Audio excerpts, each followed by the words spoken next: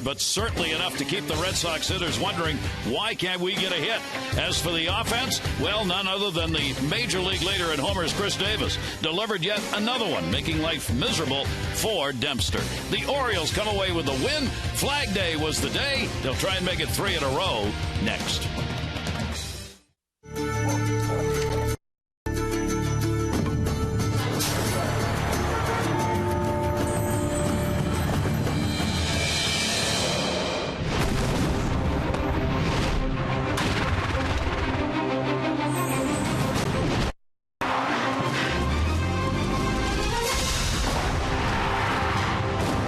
It's the Orioles on Massett, and we welcome you back to Camden Yards as the Orioles have taken the first 2 of this 4-game series against the Red Sox, and we'll try and continue that run here today.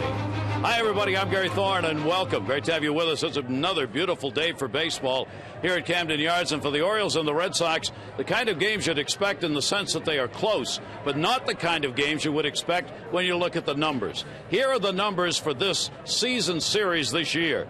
For the Orioles starters, against the Red Sox, an ERA of 3.21.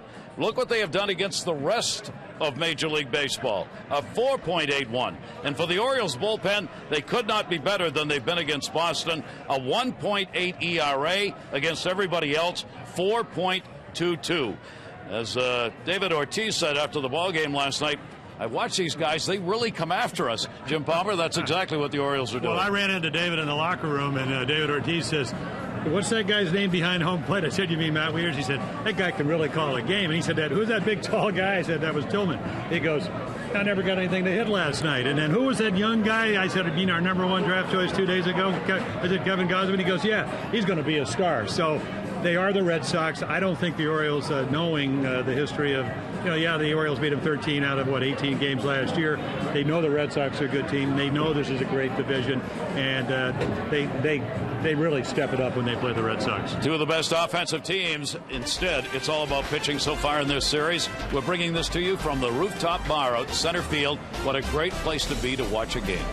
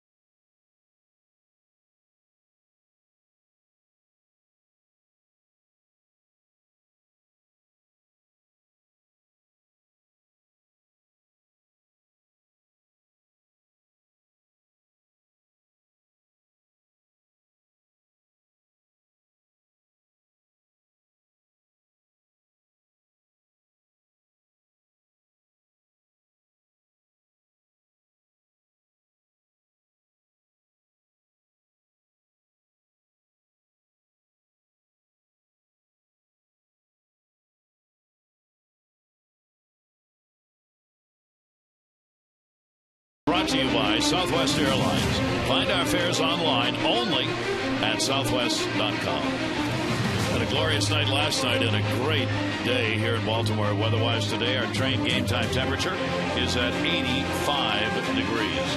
Train is celebrating its 100th anniversary by offering irresistible financing. It's hard to stop a train. Really hard. take a look at the starting lineup for the Red Sox today with Ellsbury, Victorino, and Pedroia. Ortiz, Carp, and Gomes gets a start. Saltalamacchia back behind the plate. Drew and Iglesias gets the start at third. Ellsbury this season, big numbers, but not against the Orioles. Take a look at our scouting report for the 36-year-old right-hander. Oh, what a day. Boy, in the daytime, Freddie Garcia likes to deal. We'll see if that works against the Red Sox. 91 and 26 in day games over his career. Loves June, 34 and 14. And then Splitsville. That doesn't mean he wants to stay out there as long as he can, but 24% of his pitches were splitters against the Angels, and he pitched very well. So let's see if that change of speed against the best offensive team in the American League will have some success this afternoon. It is his 23rd career start against Boston. He is 10 and 4, 4.5 ERA over those games against the Red Sox. And we are underway. Off-speed pitch is in there for a strike, and here's Jacoby Ellsbury. Ellsbury 273 in the year, but you see in this series he's taken an 0 for 9. And on the year, only 2 for 22 against the Orioles. They've really held him down, and Ellsbury's still a career .334 hitter against the O's. Red Sox bats have really been quieted in the first 2 games of this series by the Oriole pitching. Against Garcia, you see the numbers. Number of at-bats for many in this Red Sox lineup with Freddie's Major League history. Had to reach for that one to second base. Flaherty's got it. Take a look at the Orioles defense, and it is the best of the American League, maybe baseball. McLouth, Jones, Markakis. Markakis with a Gold Glove, Jones with 2, McLouth with 1, Machado playing like a Gold Glover. Hardy did win one last year. Ryan Flaherty very good at second. Chris Davis leading the league in home runs at first, and then Taylor Teagarden getting the start behind the plate. So what, a couple, 2 out of the last 4 games for Taylor. For Taylor, it is only his 7th start of the season, as the day game's coming up tomorrow. So Wieters getting that part of the day off. Wieters is the DH, however, today. Here is Shane Victorino. Victorino, a 2 for 9 so far in the series, starting in right field. He will foul that one away. Victorino and then Pedroia. The Red Sox have lost the first 2 of this series, and the Orioles continue a really great run against Boston. They are 4-1 against the Red Sox this year, and they have won 13 of the last 17 games that these teams have played, including an Orioles 5-game win streak against Boston here at home. And as a result, the Orioles now just a game and a half behind the division leading Red Sox. Yeah, that 3-game in the loss column is down to 1, and that's kind of what you look at this early in the year. 1-2 delivery on the way, and he jammed him right behind the mound, shortstop Hardy. Well, you take a look at the numbers in this season series, and you just would not expect this. One, the Orioles have the wins. That you might expect. But the batting average, are you kidding? With 2 of the best offensive teams in the game, 208 to 181. The runs 19 to 14. The Orioles favor. 2 above for the Orioles in home runs, and the ERA for the Orioles magnificent, 2.63, and really good for Boston, 3.02. Yeah, and the 4-1 probably doesn't tell you the whole story. It tells you ultimately that's the Orioles won 4 of the 5, but 2 1-run games, a 2-run game in there for the Orioles. And as you mentioned a couple of nights ago, the Red Sox really don't play a lot of 1-run games or even 2-run games. Their offense has been that good. The second best run differential in the American League behind the Tigers. It's been a very strange series in that regard, that it would be about pitching and defense. Pedroia going after it. He pops it up too. All in the infield. Hardy is there, and Freddie Garcia starts it out with a clean 1-2-3 innings. We'll check the Orioles lineup that'll go up against Lackey when we come back.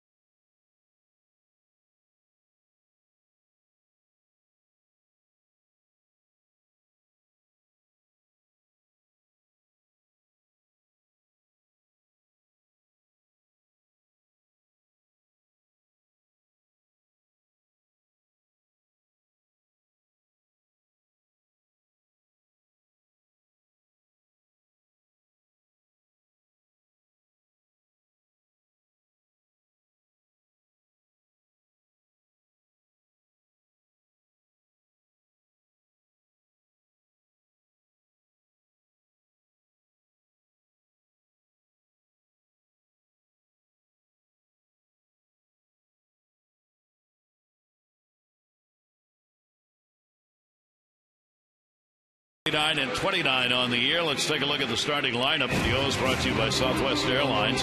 McLeod, Machado, and Markakis, Jones, Davis, and Wieters, Hardy, Flaherty, and Teagarden. Chris Davis this series continues his offensive output against Boston. Take a look at our scouting report for John Lackey. He will turn 35 in October. Mr. Consistency, 3 runs or less, 8 out of 10 of his starts. Bird beater, when you go back and look at what he's been over the scope of his career, 11-4 against the Orioles, low ERA, right around 3 1/3 runs a game, and then road woes, much better at home this year on the road for the Sox, 1-4, and you can see the ERA much higher than normal, 4.48.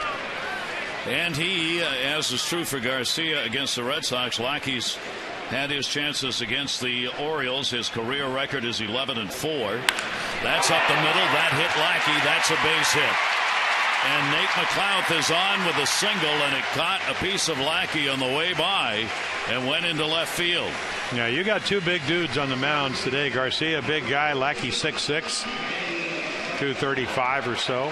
And there it is, fastball right off the back of his left calf.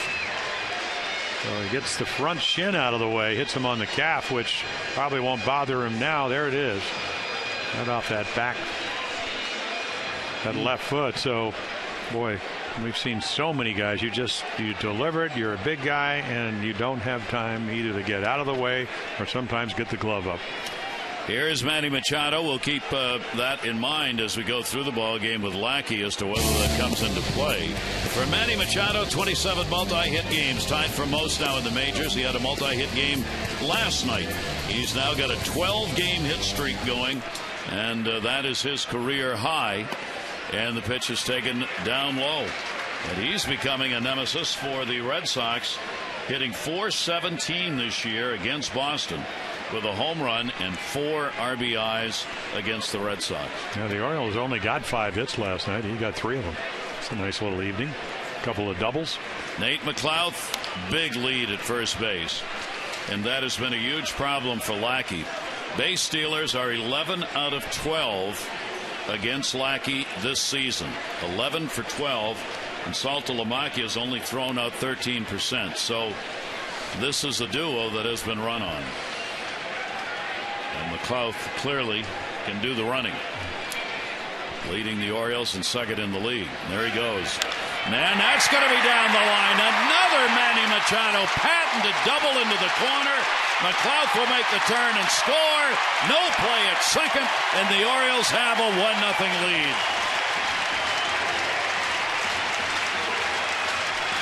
31st double of the year. Leads the American League, and it's almost like he's not doing it. He can put it at age 20 on cruise control.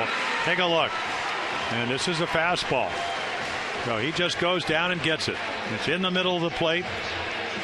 And such a relaxed hitter at the plate.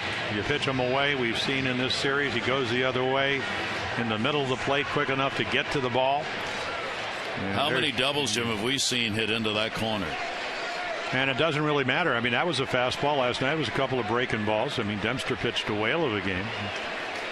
So the Orioles get on the board. Nick Markakis on the swing and a miss.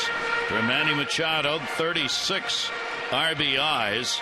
Machado is now on a pace for 71 doubles, which would break the major league record for doubles. That is 67, held by Earl Webb of Boston back in 1931. 71 doubles, that's the pace he's on. And he has shown no signs of letting up on that in the first part of this season. That's going to be a base hit into right field. Late jump from Machado. Victorino will get it in. Runner will be held at third. And 3 up and 3 on for the Orioles off Lackey. Well, let's take a look at the Red Sox defense. 5th in the American League. Gomes, who's a hitter, he's playing left. Ellsbury, Victorino, Gold Glover 3 times in right. Ixlacia moves over from shortstop. Drew is playing shortstop. Pedroia's won Gold Gloves. Carp is having a great June with a bat. And then Saltalamacchia, they call him Salty. He's back behind the plate. Yeah, that was the right play by Manny Machado. Wanted to make sure that ball didn't get caught by Pedroia. You'll take your chances with Adam Jones coming up. For Lackey, he is coming off a fine outing against Texas, only a run on 5 hits in 6 innings in that ball game. He was non-decisioned in the game, and here the Orioles have opened up on him with the 3 hits. And then his last start, they gave him a 6-0 lead in the first down in Tampa Bay, and talking to Dennis Eckersley, who's doing the television, he said he likes to throw strikes, and once you get that 6 runs lead, as it turned out, threw too many of them. That last start, he gave up 4 runs, 10 hits, and 5 2/3 innings in the game against Tampa Bay that ended up going 14, and hit Joyce in the back and ended up with the emptying of the dugouts in that ball game. So an 0-1 count on Adam Jones. Jones with a 3-game hit streak. And will take the pitch outside for a ball, 1st and 3rd, and nobody out. So a year removed, actually really 2 years removed from the Tommy John surgery. Didn't pitch at all for John Lackey and signed a 5-year deal. So he's in year 4 of it for the Red Sox. 1 ball, 1 strike delivery and a swing and a miss by Jones. Adam with a 6 for 29 lifetime off John Lackey. Well, they have 4 starters. Buchholz is going to miss this start. 4 guys that have struck out more than 8 per 9 innings, and Lackey's one of them. DeBront, we saw him. Dempster, we saw him last night. There is Clay Buchholz, who's 9-0. That's going to get away. Runner will go to second base. Saltalamacchia, no throw. Wild pitch will be charged, allowing Markakis to move up for Lackey. That is his first wild pitch of the year. Well, little things. You know, you got Adam Jones. You want to strike him out because you're already given up a run. You have runners at 1st and 3rd, now 2nd and 3rd, so you bury the breaking ball. That's what you're taught. And the minute it bounces, Nick Markakis is off to the races. So now you don't have the double play ball, because the one thing John Lackey was thinking before the wild pitch was, how do I get out of this with only giving him maybe 2 runs? Now the big inning is something that might happen. 2-2 count, and Adam Jones will ask for the timeout. So the Orioles looking to have a very big inning right off the start of this ball game. Single McLouth, double Machado, RBI, single Markakis. 2-2 delivery to Jones. Ground ball towards the hole. Backhanded by Drew. Long throws, not going to get him. An infield hit and an RBI as Machado will score, and the Orioles have a 2-0 lead. You talk about it all the time. We have seen Adam Jones, when he's hitting well. Last night, an infield hit for an RBI with 2 strikes, cut his swing down. So the good breaking ball, and that's what Lackey threw him, is not a strikeout. He's able to not only get the run in, but right here, and Drew's going to make a nice play to get it. But because of the speed factor, he easily beats it out. And when a slider's away, you get a much better jump if you're a right-handed hitter out of the box, and that's why he doesn't even make it close. Adam Jones, his 47th RBI. And now Chris Davis. Runners at 1st and 2nd. Chris with a 4-game hit streak will foul that one away.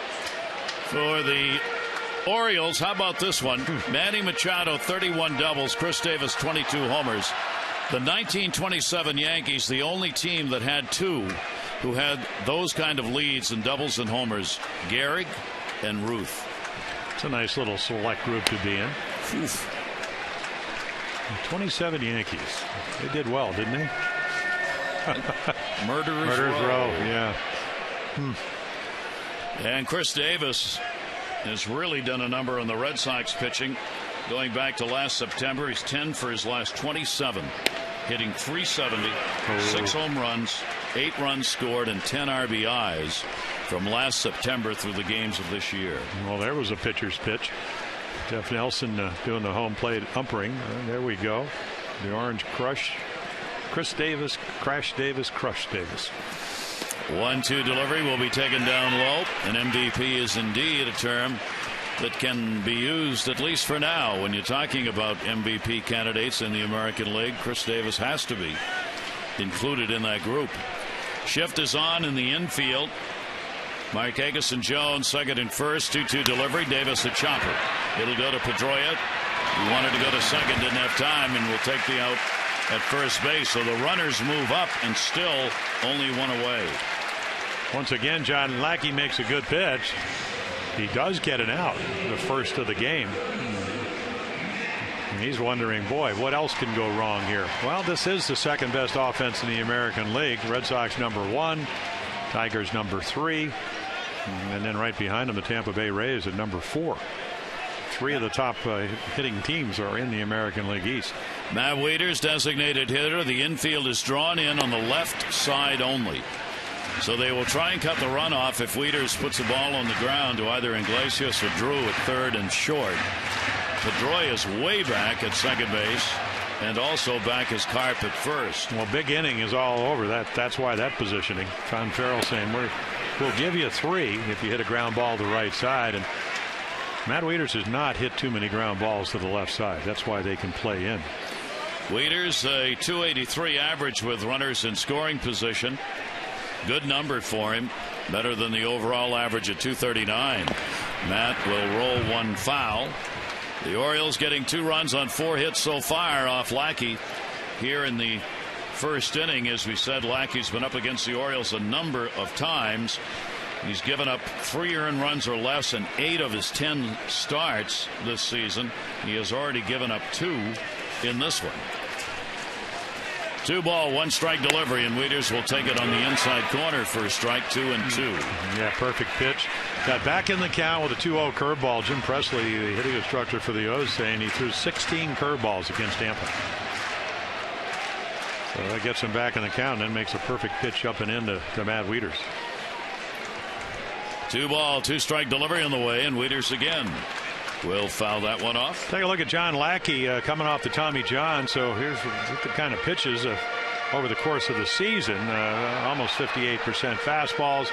You can see loves the changeup, the curveball, and then you can see not too many slide balls, maybe more curves than sliders, but is a 4-pitch pitcher. 52% of the outs on fly balls for Lackey. That one up in the air at short. It'll be handled by Drew and a big out. So the runners have to stay at second and third, and now there are 2 down. Lackey already up to 23 pitches thrown to get 2 outs. Hardy coming to the plate. JJ with an 0 for 7 so far in the series. And against the Red Sox this year, just a couple of hits in 18 at-bats against Boston. So Lackey will try and get out of it here. Hardy, a base hit, scores 2. In the air to right, Victorino. He'll make the catch. That'll retire the side. But the Orioles, RBIs, Manny Machado and Jones take a 2-0 lead.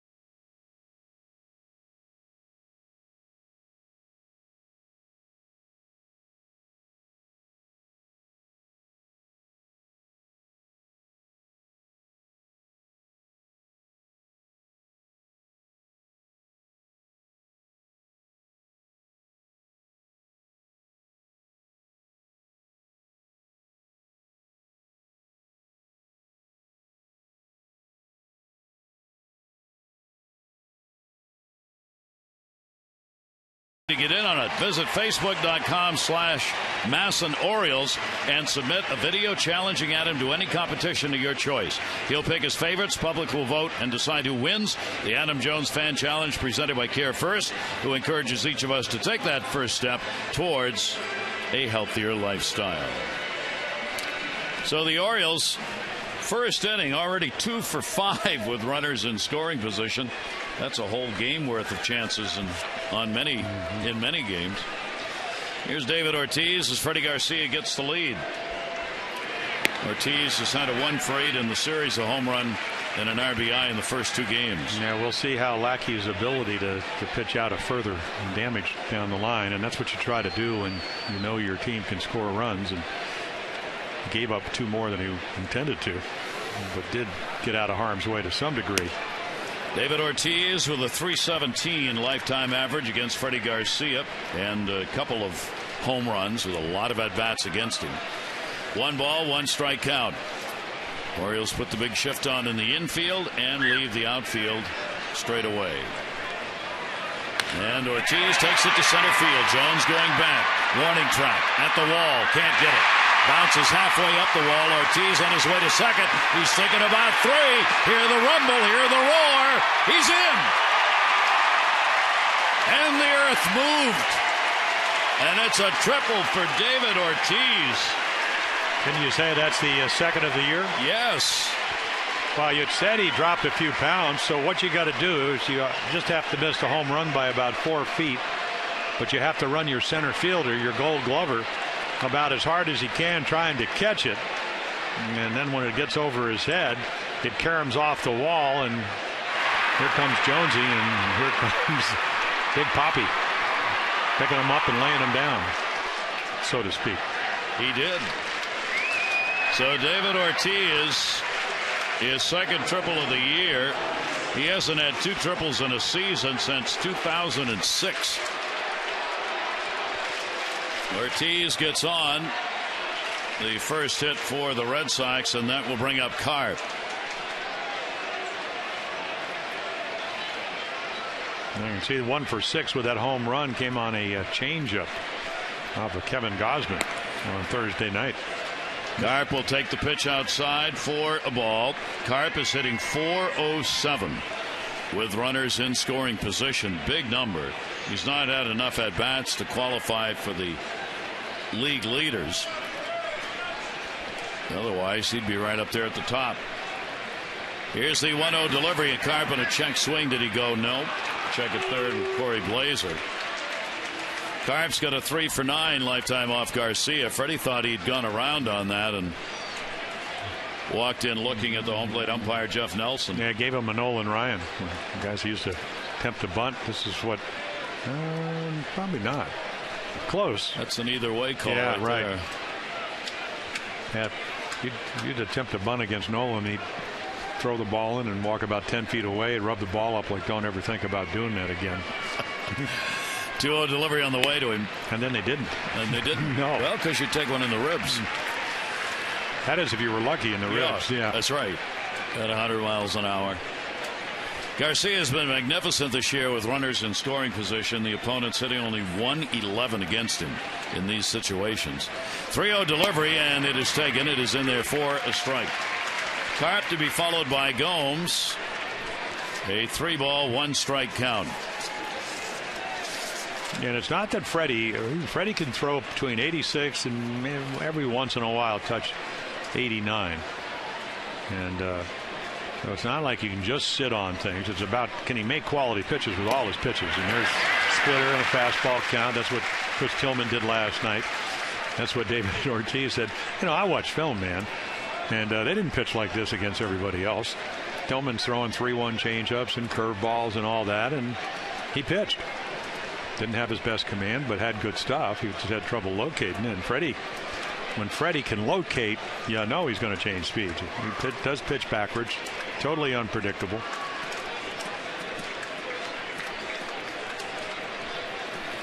Ortiz off third base, and here's the 3-2 delivery, and that'll be taken inside.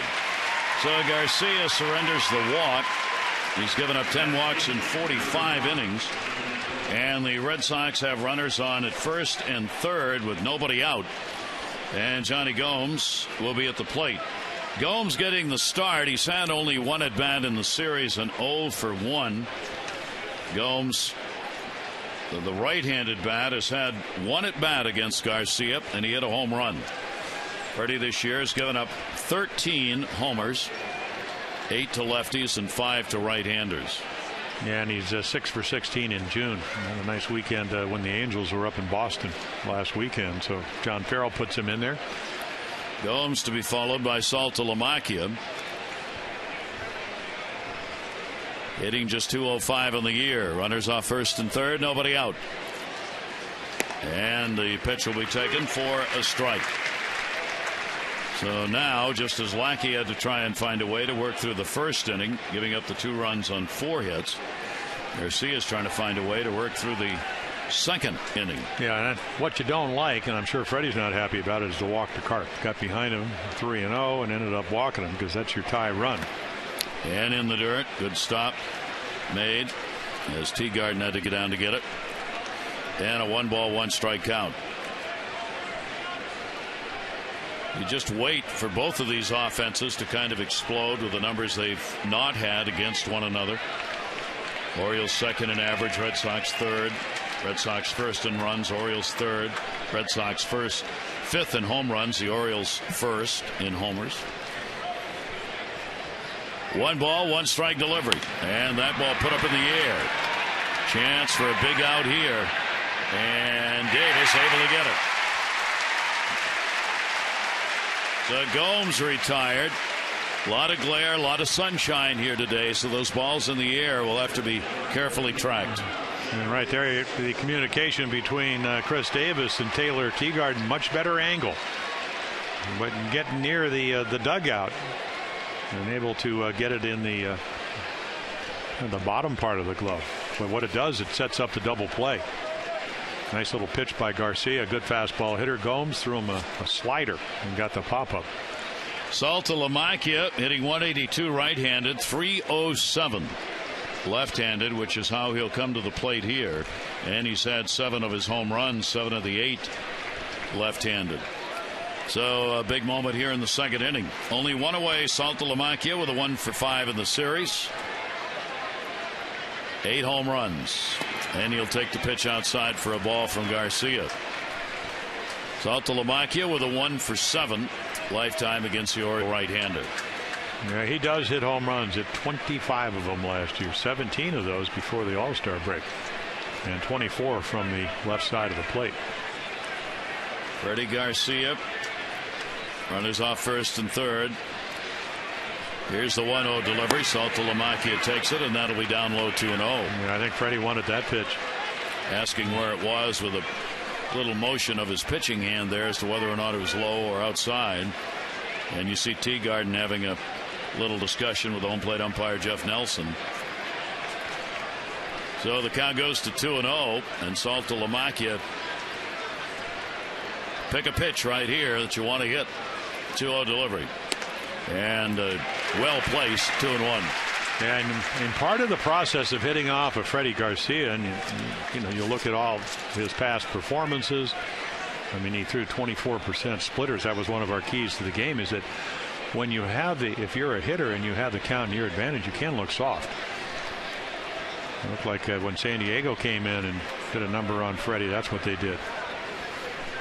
2-1 delivery on the way. Saltalamacchia down to first. That'll be fouled. Trying to undercut that one a little bit. Hit it on the top. And Garcia comes back and takes it to 2 balls and 2 strikes. The inevitable question at Freddie Garcia's pitching. How do you do that? It'll come up after the game. It'll come up during the game. It'll come up during at bats. He performs some magic out there because he knows how to pitch. Well, he did it against the Orioles over the last couple of years, and that's one of the reasons. He had a chance at Norfolk, went 4-0, earned his way up here. Really pitched well at AAA. 2-2 delivery on the way. Saltalamacchia goes down swinging. So he gets back in the count with a splitter. Now Jared Saltalamacchia at 2-0. After 2-1, he has no idea what he's throwing. And 2-2 just drops off the splitter. Great finish. Taylor Teagarden sitting low and away, but all that matters is change of speed and the fact that the ball went down. It swings right over it. So a chance to get out of this. Ortiz led it off with a triple, a walk to Carp, first and third, nobody out. Now first and third, and 2 down. And here's Stephen Drew. Drew comes in 0 for his last 11, including an 0 for 4 in this series, hitting at .218. And Drew, with runners in scoring position, has had no luck there either, as he's hitting only .208, 11 for 53. So Freddie Garcia, an opportunity to work his way out of this. And you got a guy hitting .451 waiting on deck. Iglesias is batting 9th in the order. 1-0 delivery on the way. Drew will take it, and again falls behind 2-0.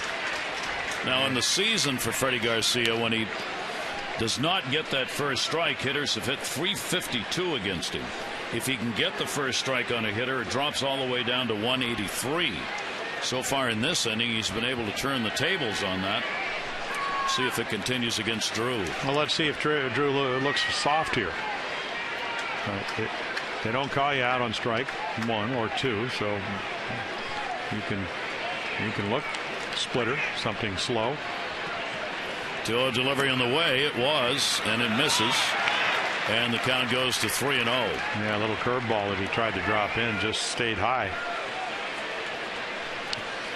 Can't imagine he'll be swinging here with a .451 hitter waiting on deck. Iglesias with a double and a single last night. Drew waiting on the 3-0. And he'll take it, and it's in there. For Garcia here at home this year, here at Oriole Park, he's had a 2-2 record. Over his career, he's had 14 previous career starts here in this ballpark and is 5-4. His ERA has been good here, 3.21 lifetime ERA at Camden Yards.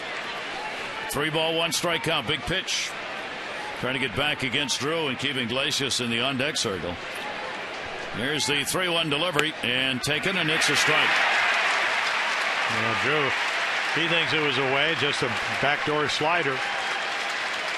You take a look. Comes back just enough, maybe. Andy Nelson's had a pretty tight strike zone. Maybe gave him a ball a little bit off the corner.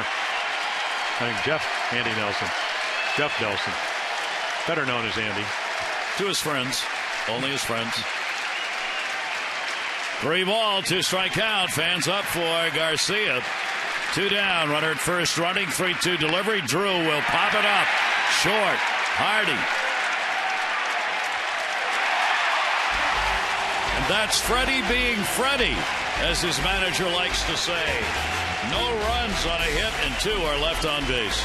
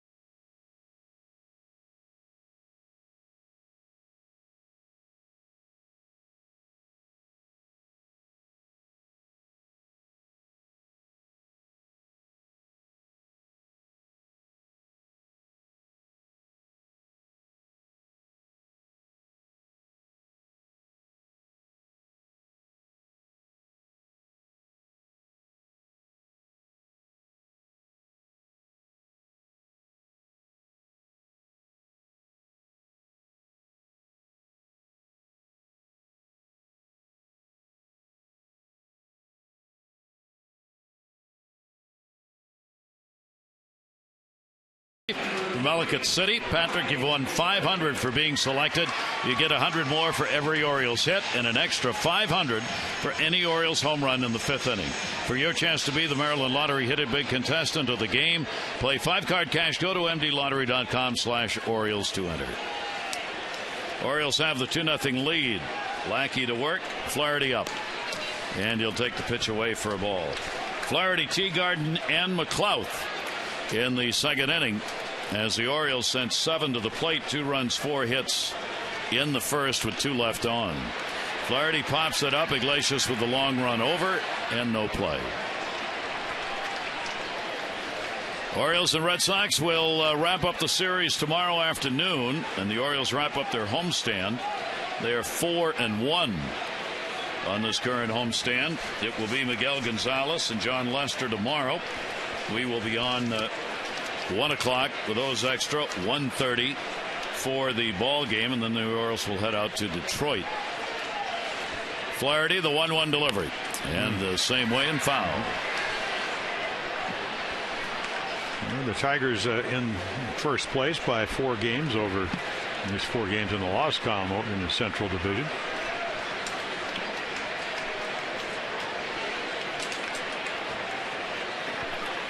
One ball, 2 strike count on Flaherty.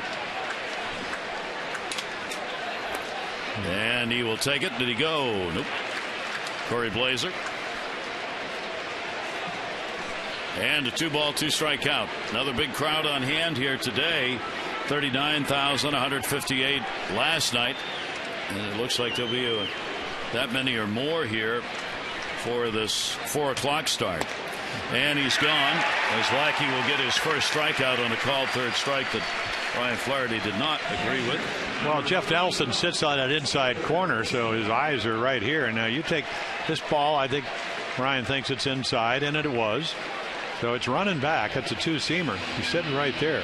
Now it's close, but hitters pride themselves in knowing strike zones or not, and that ball probably 2 inches off the inside corner, but it's kind of where the glove was, so he gets it.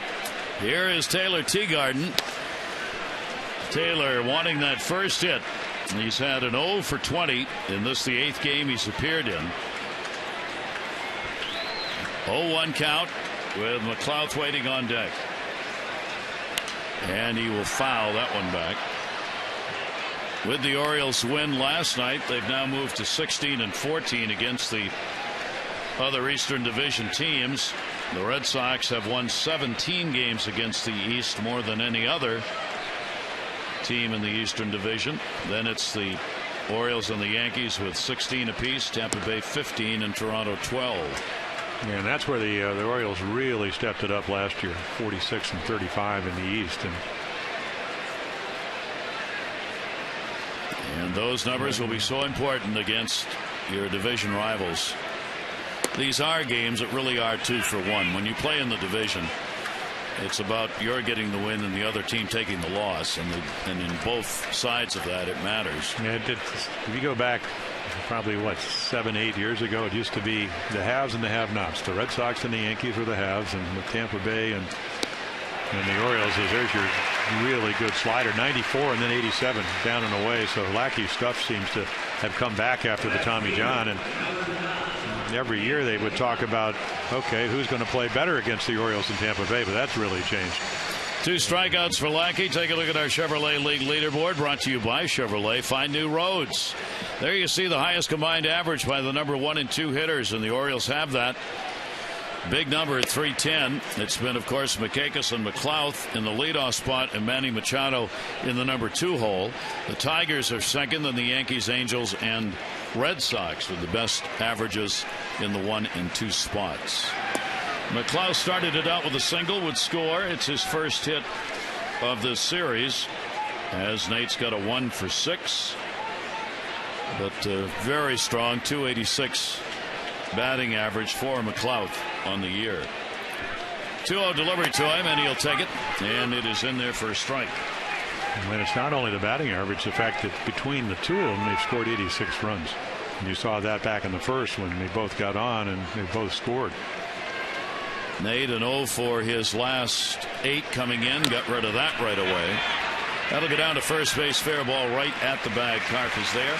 So Lackey, after surrendering the 2 runs, 4 hits in the first, has a clean second inning. The Orioles on top 2-0.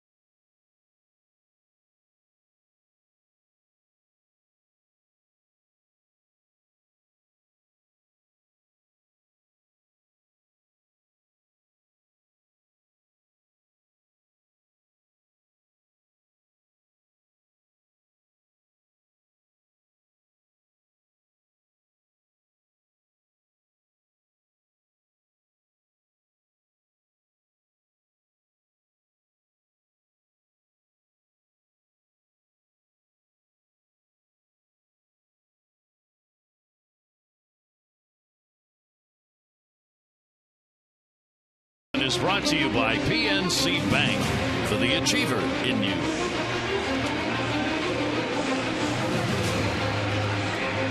Two nothing lead for the Orioles here at Camden Yards, where the Orioles looking for their 20th win. They are 19-14 at home. If they can get the win here today, they'll have 20 wins both at home and on the road this year. Freddie Garcia will work to Iglesias, the number 9 hitter, then Ellsbury and Victorino at the top. Iglesias with the 15-game hit streak, 2 for 4 in the ballgame last night. John Farrell trying to find a way to keep him in the lineup, keep everybody else happy. So Drew gets to play shot. Iglesias goes to third, and Middlebrooks does not play today. Lots of discussion in the Boston press about, do you try and cut a deal for somebody here, be it Iglesias or Middlebrooks or Drew. Drew is supposed to be a gap filler, while Iglesias moved his way up this season through the minors. Trouble is, Iglesias, the way he's hitting, you can't keep him out of the lineup. Well, that's a good problem to have, and managers will tell you that. Inside corner by Garcia. Yeah, that ball's about 3-4 inches off the inside corner. We really, Corey Blazer last night, high ball umpire, very consistent. Jim Joyce in that extra inning game, one of the better umpiring jobs of the year. Maybe 13 innings, might have called one pitch that might have been a little out of the zone. And a chopper to short. Hardy's going to hustle. Good speed down the line, and he's on. So that'll be an infield hit picked up by Iglesias. Yeah, you got to really, really shorten up on him. He can bunt. He can hit the ball the other way. We've seen all that in just 2 games. So Iglesias on, leadoff man on, second inning in a row. Tomorrow is Father's Day. You can celebrate with the family here at Oriole Park as the Birds host the Sox 1:30. First 10,000 men, 21 and over, get the Father's Day travel kit.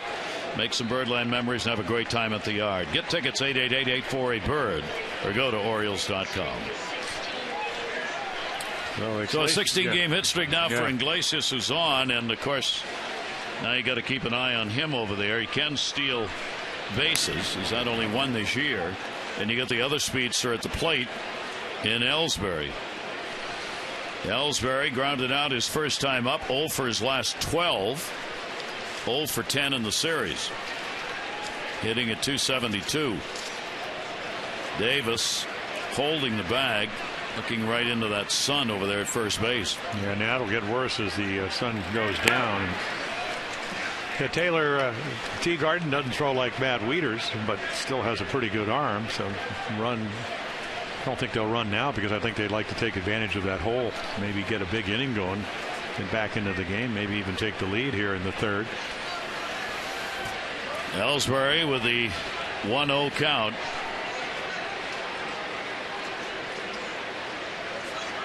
Squares to bunt, takes the pitch inside. He is still the league leader in stolen bases with 30. Right behind him, the Orioles' Nate McLouth, of course. Two great base stealers with high percentages. McLouth has been within one of Ellsbury a couple of times for the stolen base lead. 2-0 count. Iglesias off first base. Garcia living dangerously here early by getting behind these hitters and finding a way to come back in both the first and second innings, second inning in particular, and he falls behind 2-0 on Ellsbury, now 2-1.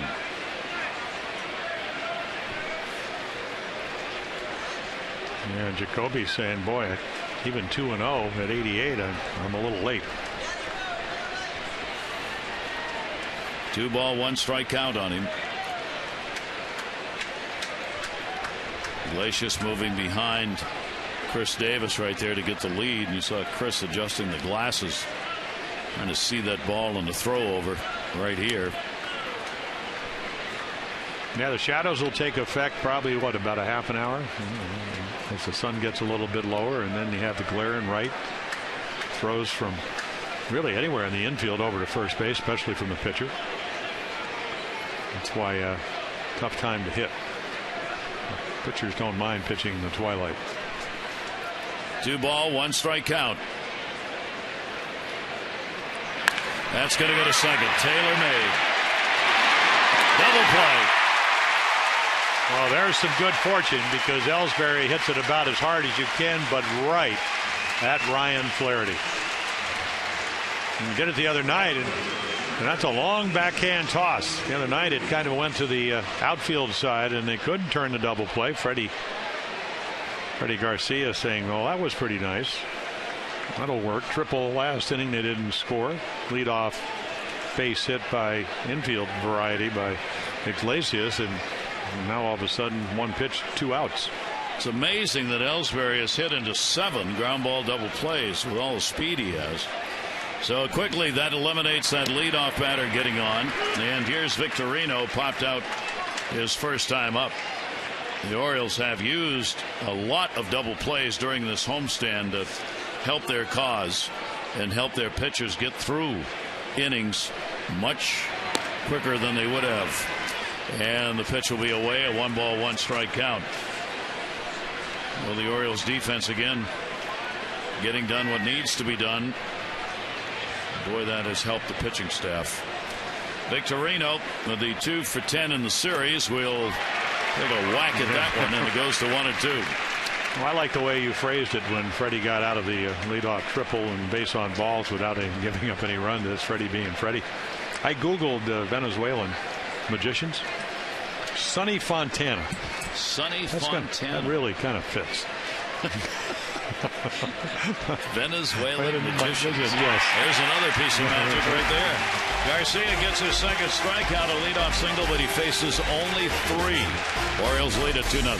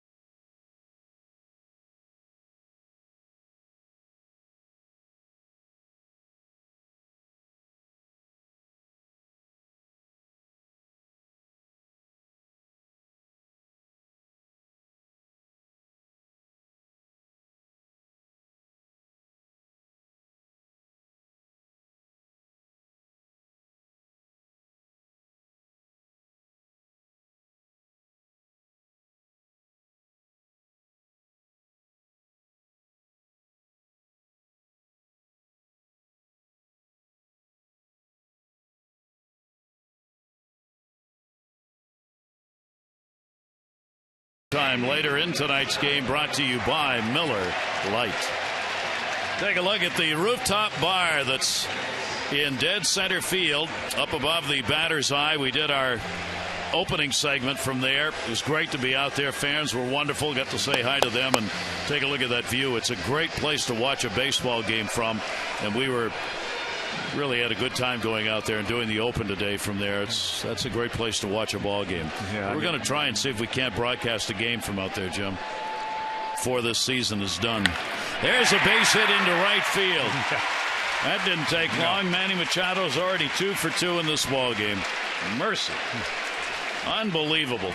Let's open up our Major League Notebook. Who'd have thought, speaking of Machado, Manny Machado with the doubles, 31 doubles, 69 games this season. He has taken the fewest number of games to reach that mark for a player under 21 since Ted Williams had 30 in 81 games in 1939. The Royals, a franchise 13 games, allowing 3 or fewer runs. They lead in ERA in the league. Carlos Gomez and Juan Segura, both with the Brewers. They both have 8 triples leading the majors. Last year, Gomez had 4, Segura had 3. How about those Royals? 9-1 over their last 10 games. They have come from out of nowhere to be one game under 500 in the American League Central. Indians in second, and then, as we mentioned, the Tigers. And down to first, just missed Nick Markakis. And Jeremy Guthrie's having a comeback year with Kansas City. He's pitching today. They lead 2-1 over Tampa in the second inning. Yeah, and then you look at the Rays. They've lost 5 out of 6. Offense is not the problem. The starters, 9.29 ERA over those 6 games. Price on the DL, even though he did have a simulated game. Cobb got knocked out. So a lot of their guys, Hellickson, the same. Markakis will take the pitch inside. Manny Machado, the leadoff single on at first. 2 out of 3 innings, the Orioles have had the leadoff man on against Lackey, who gets 76% of leadoff batters out. Yeah, he kind of looked at Manny Machado when he trotted down to first going, what is going on here? Well, it's Manny Machado.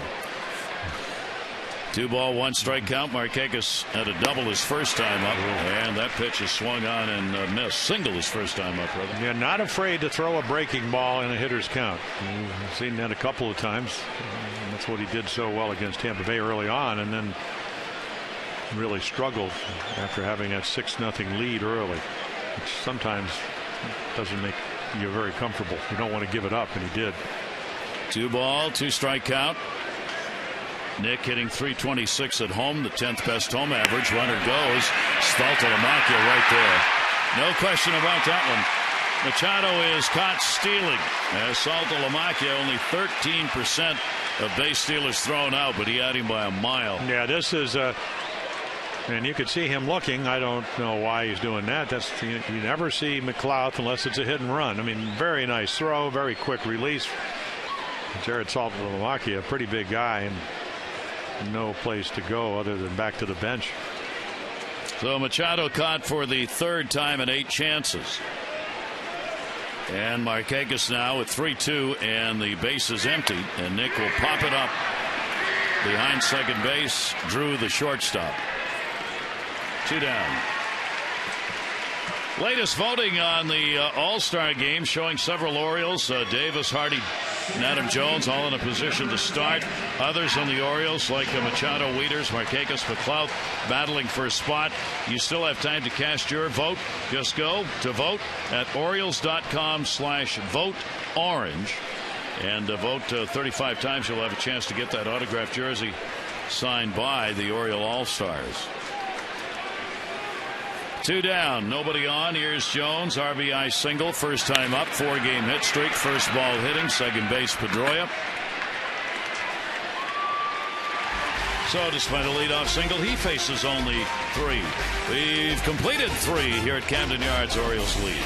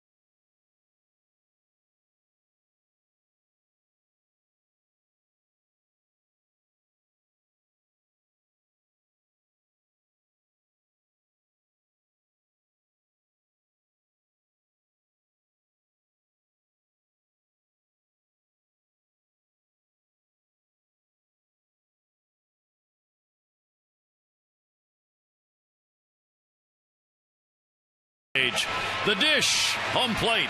Where'd the term come from? Well, the earliest baseball bases actually were circles. They looked like plates, and that's where the name came from. What we know is the five-sided home plate used today was adopted in 1900. The circular iron plates, can you imagine that? An iron home plate was used in 1845, the 12-inch one-pointed plate in 1869, and then a white marble slab in 1872, a white rubber square in 1885, and then the five-sided home plate in 1900, and it's the one. It's lasted. Round fun bases. Sliding into an iron home plate. Yeah, but how about trying to round the bases on a round plate? I mean, you actually hit sometimes the corner of the bases. Yes. But if it's round, there wouldn't be any corners. How about colleagues trying to call balls and strikes on a round dish? How would you do that? Which is one of the reasons they changed the plate. They figure, this is a little tough, especially when you're standing by the pitcher's mound where the home plate umpire used to be. Here's Dustin Pedroia against Garcia, and again Garcia falls behind 2-1. Pedroia popped out his first time up. Yeah, on the first pitch, up and in. Freddie surprised him with a fastball. Really good fastball hitter. 2-1. Pedroia hitting at 270. Will take the pitch on the outside corner for a strike. Pedroia at 379 on the year. With a 2-ball, 2-strike count. He's played in every game for the Red Sox, and that's why he has piled up all of those at-bats. 270 at-bats on the season. They have that split doubleheader on Tuesday. That's the day that he may get half a game, half a day off. Good curveball. Yeah. He's saying he foul-tipped it into the dirt first. And Teagarden and Jeff Nelson sharing a word. And now here comes Buck Showalter about it. Well, I'm sure he's going to ask somebody because that's a really hard call to make. And Buck may say, why don't you ask somebody? Take a look. A nice little breaking ball. So if he foul tips it and Taylor Tidar didn't catch it, I'm not even sure he foul tipped it. The ball bounced. And he has decided it was a foul tip. Now Buck wants him, of course, to try and get some help. Coming in is Jim Joyce, the crew chief from second base. Well, the ball definitely bounced, as you know, and because we just saw it, but I just didn't see any foul tip. That would be Jeff Nelson, the home plate umpire, and you'd turn to Taylor Teagarden and you'd say, all right, don't lie to me. That ball was a tip or not? What would you say? What would Taylor say? Yeah. It's 0 for 21. He goes, don't lie for him. Don't lie to me. Yeah, suck it up, Pedroia. You're out. And he takes advantage of it and gets a base hit to center field. That's what he would say, but well, that's what he does. You can hear all the Red Sox fans. I think Freddie thought he struck him out. He didn't know because they didn't get the call. And so base hit leading off the inning. That's 3 innings in a row. The leadoff man has been on. You talk about pitching a game backwards from what he normally does. Freddie Garcia generally gets first pitch strikes. Hasn't been doing that here. Gets leadoff batters 83% of the time. Hasn't done that here. But he's found a way to come back on Red Sox hitters. Can he do it again? Here's Ortiz. Big cut fouled away. David rumbled with a triple his first time. Yeah, got a fastball to hit. Got another one there, but probably not looking for it. Talking to Chris Tillman, who pitched 6 innings, a 3-hit ball last night. He said, "Do you ever pitch a game where you got into the 4th inning and you wondered how you ever got there?" I said, "Well, probably pitched some games where I wish that it was probably a little bit later in the game, and it felt like it was the 9th, but it was only the 4th." He said that's the kind of game it was because it was just a struggle. Ortiz with a big cut is behind 0-2. But when you get a guy like Freddie Garcia or Ryan Dempster or even John Lackey, who's been around the block, if you don't get the first guy out because he knows how important it is, you have this grind it out mentality, the perseverance. And that's what the Orioles have. And in Garcia, and that's what the Red Sox have in Lackey and Dempster. That's what you get when you get older pitchers. 0-2, and Pedroia goes back to the bag. Take a look at the highest win percentage in June. The great Sandy Koufax, a couple of lefties there, Whitey Ford, then Schoolboy Rowe, CC Sabathia, and there's Freddie Garcia. 34-14 in the month of June with a 708 win percentage, those going back to 1920. So Garcia, this has been a great month. Runner goes, Ortiz swings and misses. Pedroia will get a stolen base. Ortiz is the third strikeout victim for Garcia. Yeah, 10th stolen base for. And it's good because you figure it's going to be off speed. What Garcia usually does when he gets the 2 strikes, and he does, throws him a splitter, gets there a little bit slower. You get the out, but they advance the runner into scoring position. Pedroia 10 out of 12. A lot of hitters don't like that. Runner going, and they got 2 strikes, and they have to protect out of the corner of their eye. They see the runner, don't get a full view of the ball. But in that situation, he got the stolen base, and the Orioles get the out. Here is Karp, who drew a walk his first time up. Karp getting the start at first base. Mike Napoli played in the first game, or at least started in it.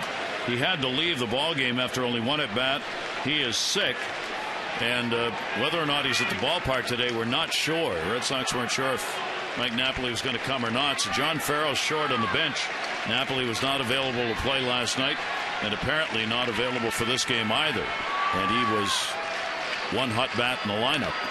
Fouled away by Karp, 1-1. Orioles also have a sickness going around, as Jason Hamill has had the flu. He was not here last night, nor is he here today. They do not want to take a chance on having the flu run through the clubhouse. Hamill's scheduled to pitch on Monday, and Buck Showalter said before the game they're just going to have to wait and see how Hamill feels, as he's had some real problems trying to keep the liquids in the body. Here's a 1-1 pitch, and Garcia down low with it, 2-1. I think that's when Buck Showalter was asked about whether Jake Arrieta, who was called up yesterday, might start. It might have been in the back of his mind. Somebody who's been starting in the minor leagues you can bring up. Also, Zach Britton would be certainly a candidate. He's pitched well down at AAA Norfolk. 2-1 strike count on Karp. Pedroia off second base. And the other thought they've had to deal with, of course, is Miguel Gonzalez to start tomorrow. His wife expecting a baby any day now in California. So if Gonzalez gets the call, he will be leaving, and so they've had to consider what they would do if Gonzalez was not available to pitch in the game tomorrow. And again, that brings up Arrieta's name. 3-1 strikeout on Karp. Pedroia off second base. Karp ladles that one way back, and goodbye home run, tie game. Karp gets the homer, the second one he's had in the series, and ties it at 2. 5th of the month of June. Well, we said it's not about changing speeds when you get ahead or behind. What kind of pitches do you make? And this one's about belt high, inside, middle, speeds up the bat, and it's gone. I mean, this guy was a great minor league home run guy. The Red Sox went out and got him from the Mariners in February, and boy, is he having a nice year for him. Karp gets his 8th home run. RBIs 24 and 25, and the Red Sox tie the ball game up at 2-2. 14th home run surrendered by Garcia. That ball is through for a base hit by Gomes. So 4 batters up in the inning, 3 have reached base with a hit. Celebrate summer at Oriole Park. Pick up the Birdland Summer 6-pack. You get a ticket to 6 games, including 2 against either the Yankees or Red Sox at one low price. Non-prime prices, primetime games. 888-848-BIRD to go to Orioles.com.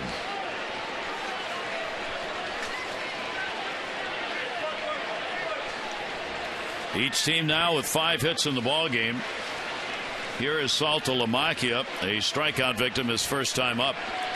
Each team 2-5-0 with 2 left on base. Runner off first, and that ball drilled in the air to center. Jones on a 360 finds it and makes the catch. He turned to left and then had to turn back to right, but was able to do so and get the out. Yeah, another ball that knuckles a little bit. And sometimes when you hit it as hard as Jared Saltalamacchia does, and then kind of out of the corner of his eye with Johnny Gomes going halfway, sees if maybe he did tag up. But that ball hit right on the nose. And that will bring up Stephen Drew. Drew now with 2 down and a runner on at first base.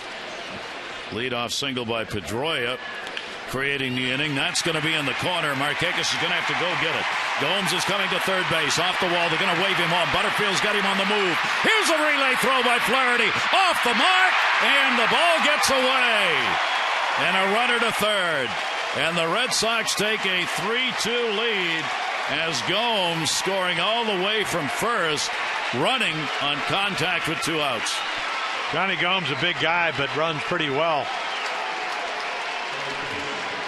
And because Drew hits it, doesn't short hop the wall, hits it all the way down, Rick Adair's going to come out, hanging slider. Drew doesn't miss that. Boy, speeds up the bat into the corner. Watch the ball actually come down and just kind of settle there. So if it came off the wall in any kind of rebound, and you got a really strong arm, but it's a short hop of Taylor Teagarden from Manny Machado, and there is your third run. So trying to, I think, skip it, but it short hops him, and Gomes in. That actually hit the bat of the on-deck batter, Iglesias. It won't affect the play. It won't affect it, but I think when the ball got away from Teagarden, Iglesias, who was standing there directing traffic, hits off the umpire's leg, and then I think it bounced over and hit off Iglesias, but it affected nothing. It's a double and an RBI for Drew. Gets his 28th run batted in. He goes to third on the throw, and a 3-2 lead for the Red Sox. And now Jose Iglesias stands in and will take the pitch for a strike. He had a single his first time up. So a tough third inning for Freddie Garcia with McFarland up in the bullpen. Tough fourth inning, rather, with 3 runs in. Iglesias, a 16-game hit streak extended with that base hit he got. Soft foul ball. Yeah, until you see Iglesias play every day, you don't realize what kind of speed he has. He came up as a defensive whiz, only hit 118, but every year in the minor leagues, starting in Portland and then Pawtucket for a couple of years, the numbers got better. And as you mentioned, has some speed, 12 stolen bases. So any infield hit or any ball in the infield, it's a chopper or whatever, tough to throw him out for that kind of speed. And then last night he dropped a bunt down.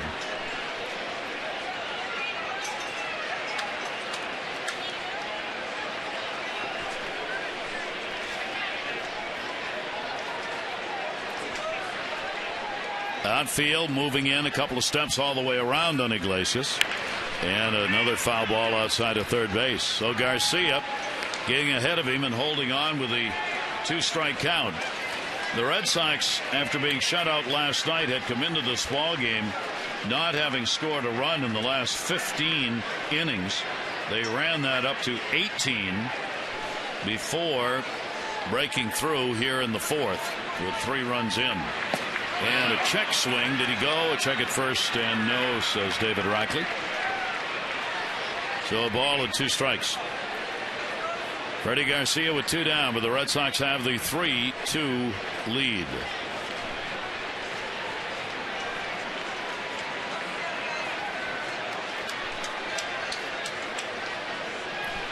1-2 delivery to him. Iglesias down to third base. Machado going to make a good throw here. One hopper. Great.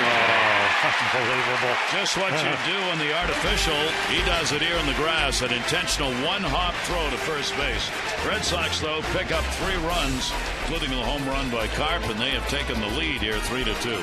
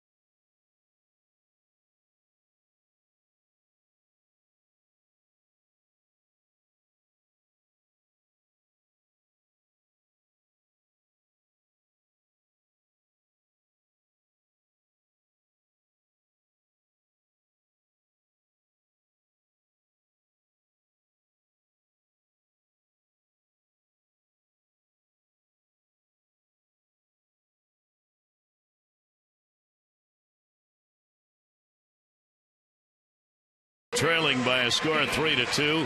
Davis continuing to lead the majors with the home runs and that OPS number. 22 home runs, picking up that major league leading 22nd in the ball game last night. And there are, deep inside the numbers, 3 home runs to left, 10 to straight away, and right field 9. So equal opportunity home run guy anywhere with that kind of strength. I was thinking of that when we were up on the terrace. We're up in Chris Davis territory. It's a long way up there, but if anybody's going to hit one up there, it would be him. That wall that the terrace is on, the rooftop bar, the hitter's eye wall, long way out there. Swinging a foul ball at the plate. It's 4-10 to dead center, and then you've got that empty space in between. But we've seen hitters, a number of them this year, have actually hit the base of the wall. Nobody's bounced one off the wall, but they put a ball to the base of the wall. I think the first guy I saw do it here was Eric Davis. Sunday afternoon game. 1-1 delivery to Chris Davis, and he will foul it off. 1 ball, 2 strike count. Davis, Wieters, Hardy. Orioles behind in the ball game. Lackey, who gave up 2 in the first inning. The RBIs to Manny Machado and Adam Jones put the Orioles up 2-0. Karp with a 2-run homer. Drew with the RBI double have given the Red Sox the lead. And the big outs after Chris Davis with runners at first and second moved him to second and third. And he's gone. That'll be strikeout number 3 for Lackey. Yeah, perfect pitch outside corner after some sliders that off his back leg. And here's your Nissan pitch track, running fastball at 93, perfect pitch. But then he got Wieters to pop up and Hardy to fly out to right, and only 2 runs, and that does make a difference. Now Wieters, the DH in the ball game, popped out. Now 5 for 19, lifetime off Lackey. And the slider will be taken inside for a ball. Right back here tomorrow, 1:30 ball game to wrap up this 4-game set before the Orioles move on to Detroit. That pitch on the inside corner. Toronto trying to run the table against Texas. They've got a 4-0 lead again today against Texas. Tampa Bay has come back after trailing 2-0 to take a 3-2 lead against Kansas City. 2-0 count. Matt with 8 home runs, 35 RBIs. He'll be back behind that dish tomorrow to do the catching with Miguel Gonzalez on the mound for the Orioles and John Lester for the Red Sox. That's there for a strike 2-1 from Lackey. Lackey with the 11-4 lifetime mark against the Orioles. He's 4-3 in games here at Camden Yards. This is the 10th start he's had here. Wieters will take it for a strike, 2-2. And you can see he's right around the bottom of the strike zone with both his fastball at 91 to 93, occasional 94, hard slider, a lot of ground balls. 91 coming in on the ground, only 53. Argument going on over there by Buck Showalter and Jeff Nelson. Nelson with the mask off. I don't think I know Freddie Garcia is not fond of some of the strike calling by Jeff Nelson, so maybe a little bit bigger strike zone for Lackey than for Garcia. At least that's the way Buck looks at it. And a 3-ball, 2-strike count on Wieters with 1 down and Hardy waiting on deck.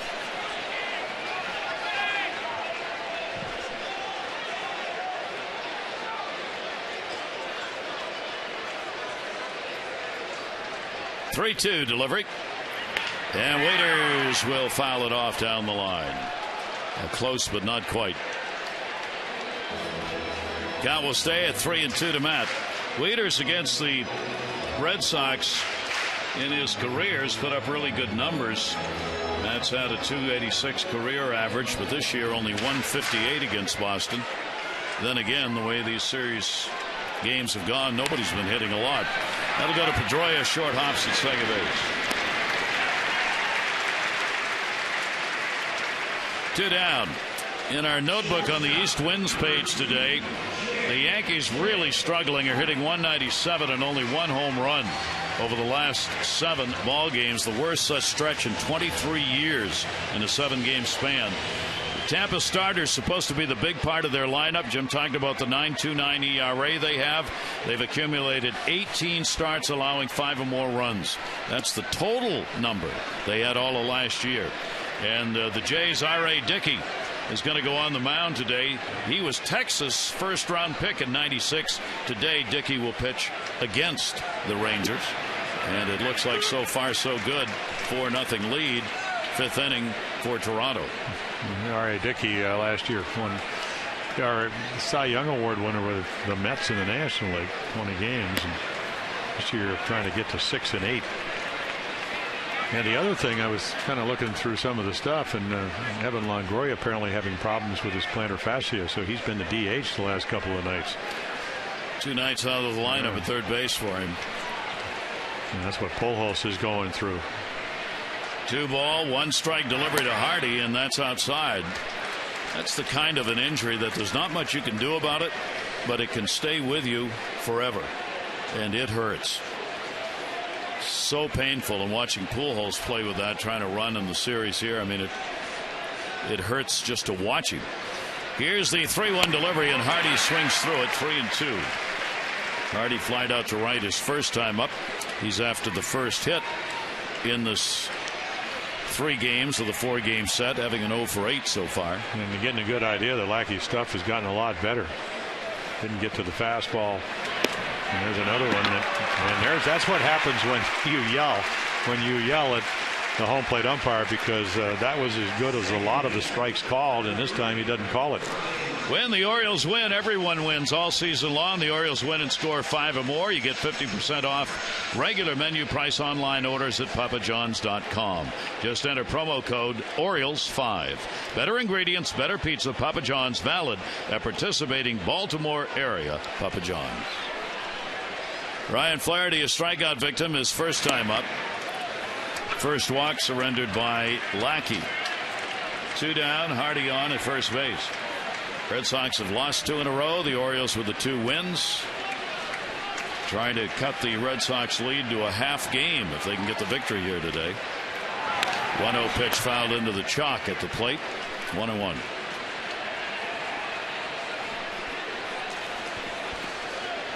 Yeah, lefties only hit .210 off of Lackey. With the 4 of the home runs, righties at .299 with 5 of the 9 home runs coming in. Well, he's got the ball moving. 1 ball, 1 strike count. And will miss outside. So Flaherty gets ahead on the count. 2 balls and 1 strike. Orioles batting bottom half of the 4th inning. 3 runs, 6 hits for the Red Sox. 2 runs, 5 hits for the Orioles. The O's have the 4-1 lead in the season series. 2-1 delivery and a chopper to first. Nice play, Carp. And he'll go to the bag. No runs, no hits, no errors, and 1 left on base. It's the Red Sox 3, Orioles 2.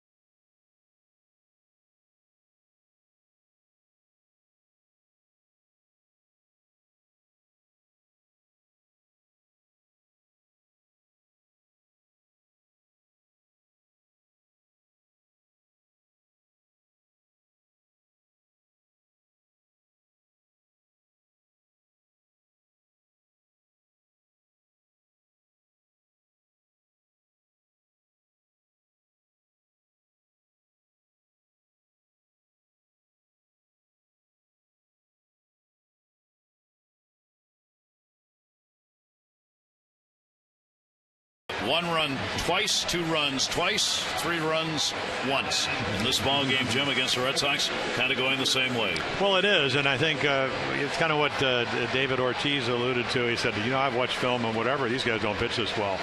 Well, that's what happened in the first 2 games, and we saw what happens when you don't make good pitches just last inning when the Red Sox got back into this game. Same thing in the first with Lackey. All of a sudden, Lackey started to pitch better. Garcia got out of trouble early, and now all of a sudden made a series of 3-4 bad pitches, and you saw the best offense in the American League do what they do. Both these pitches have gone backwards, with Lackey usually having trouble getting through the second time through the order. This time was the 3rd time. Garcia usually gets first strikes, has found a way to come from behind after getting behind in the count. We'll just see how this thing plays out. Good ball game. That ball's going to be a base hit. Ellsbury's on. So Ellsbury gets his first hit of this series. He is now 1 for 12 in the 3-game set. The Mid-Atlantic Sports Report will return on Monday. Tom Davis, Dave Johnson, Mel Anton, and Phil Wood. They'll take a look at this 4-game weekend series and ahead with the road trip coming up for the Orioles against the Tigers and the Blue Jays. That's the Mid-Atlantic Sports Report on Monday, 5 to 6:30. The other thing, pitching backwards, leadoff man on again. Yeah, and it's the wrong guy, too. It's like a double. 30 steals, only been caught 3 times. 4 out of the 5 innings, the Red Sox have had the leadoff man on base. That'll be taken away by Victorino. He has popped out and struck out. Red Sox now have 7 hits in the ball game. And it looks like T.J. McFarland, who loosened up last inning, might get back up and start throwing. Machado has moved in at third base. Should Victorino think about bunting? Ellsbury will draw the throw over at first. And when you only throw your average fastballs around 87, and you know the guy's going to run, and you slide step. If this was Freddie Garcia 10 years ago, 93 to 95, he could get away in the middle of the plate. He just can't do that now with any of his pitches, and that's what happened in the 4th. When he makes quality pitches, his stuff still plays, and we've seen that. 30 stolen bases, Ellsbury, 23 McLouth, and who's third? Elvis Andrus of Texas with 16. 1-0 count, Victorino. Good big lead over there now by Ellsbury. Doesn't go. Pitch inside. I mean, he could have stolen that standing up. He had a really big jump. Well, that's a great angle, because what he's trying to do is just get one of those running, moving leads, and what you try to do is make him stop.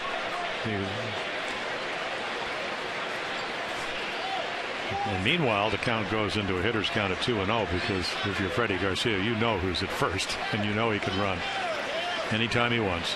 2-0 count. There he goes.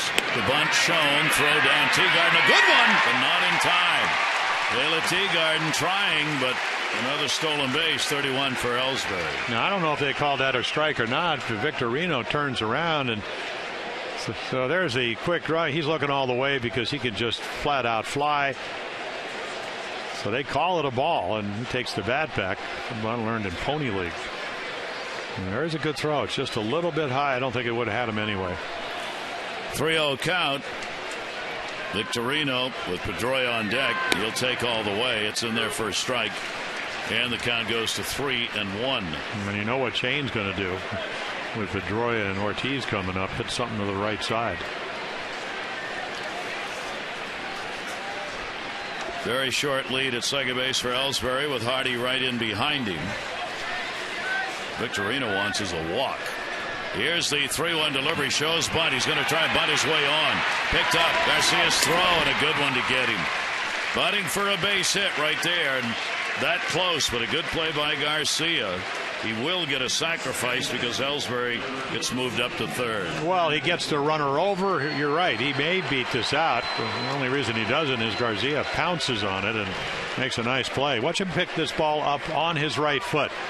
Right foot, quick throw.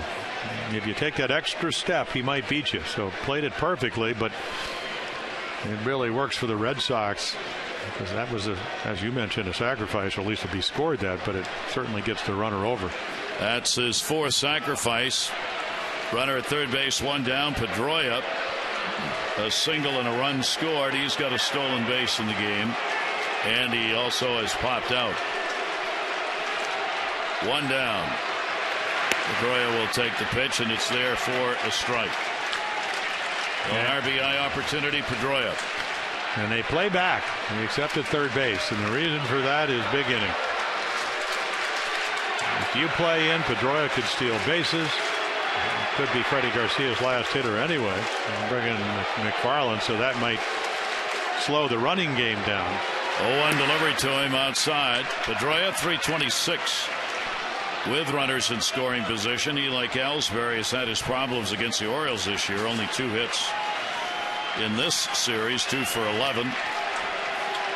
Pedroia on the year against the Orioles came in hitting just 167 this year. 1 ball, 1 strike count. Runner off third base, 1 out. Pedroia, a little roller, runners coming. Hardy's got to go to first. RBI will be picked up by Pedroia, and the Red Sox have a 4-2 lead. And don't think he didn't know where they were playing. He knew it was a cinch RBI if he doesn't pop it up or he doesn't swing through it. And that's all because of Victorino getting Ellsbury over to third. Pedroia's 39th RBI, and that will bring up David Ortiz. Ortiz a triple, and he is struck out. And he'll be swinging the long ball on this one. And will foul it off. 4 runs, 7 hits for the Red Sox, 2-5 for the Orioles.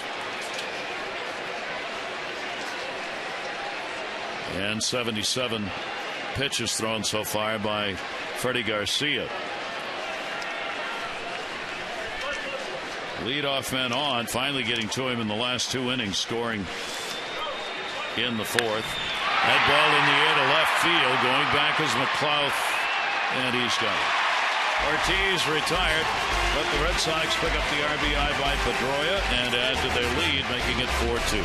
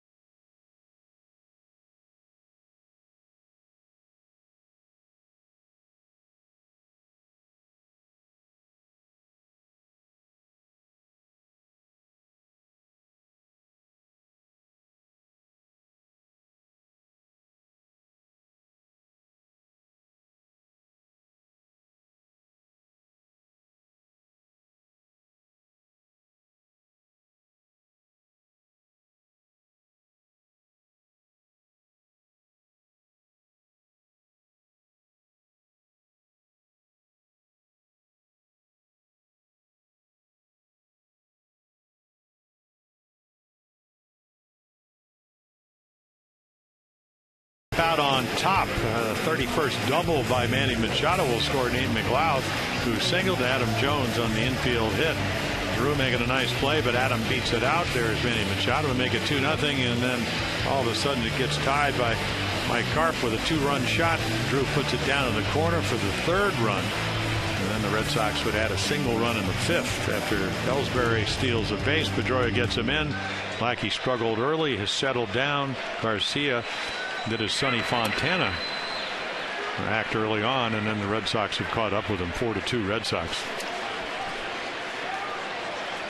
Geico is saving people money on more than just car insurance.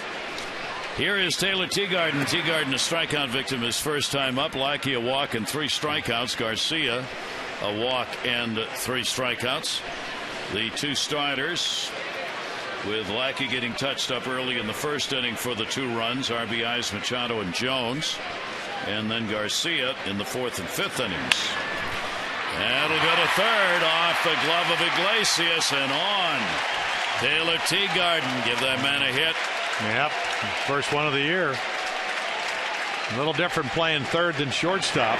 John Farrell, the skipper of the Red Sox, said, boy, he's smooth. Just don't get to play the hops like Iglesias can do over at shortstop, because this is a hot corner. Playing in for some reason, I have no idea, because he doesn't bunt. If he's back in normal position, that's a routine play. So big break for the Orioles, trailing by 2. Time for our 5th inning home run bonus. This inning only. Our Maryland Lottery hit a big contestant of the game will receive $500 for any Oriole home run. Patrick Murphy, you have already won $1,100. For your chance to be the Maryland Lottery hit a big contestant of the game, play 5-card cash. Go to mdlottery.com/Orioles to enter. Can you think of any reason why you'd play Taylor Teagarden in on the grass? You're a shortstop. Here is Nate McLouth. He has singled and grounded out, 1 for 2 in the ballgame. Runner at first base is Teagarden. The Orioles now with 6 hits. And the pitch will be taken down low by McLouth. So the Orioles will try and get back against Lackey here in the 5th. I like that reasoning. Good as any. 2-0 count on McLouth. Iglesias is in at third base. And McLouth will take the pitch for a strike. For Nate, coming in with only a 133 average against Boston this year and just a 203 average lifetime, does have a couple of home runs against the Red Sox. So the Orioles need to mount another comeback effort, which they have done so often over the last 2 years. And a good pitch by Lackey, 2-2. Orioles getting on the board first in this game. They are 24-15 on the year when they score first. It's a significant number of losses when you score first in a ball game, but the Orioles have made up for that by winning 15 of the 29 games where the opponent has scored first. And it takes that one. It misses. 3-2.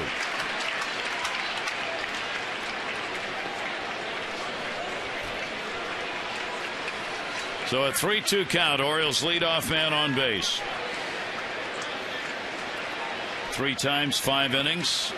Orioles have gotten the leadoff man on against Lackey. And the 3-2 delivery, and Nate a chopper to second base. Pedroia right through the wickets. Teagarden's going to go to third. Cutoff man gets the throw. An error on Pedroia, his first of the year.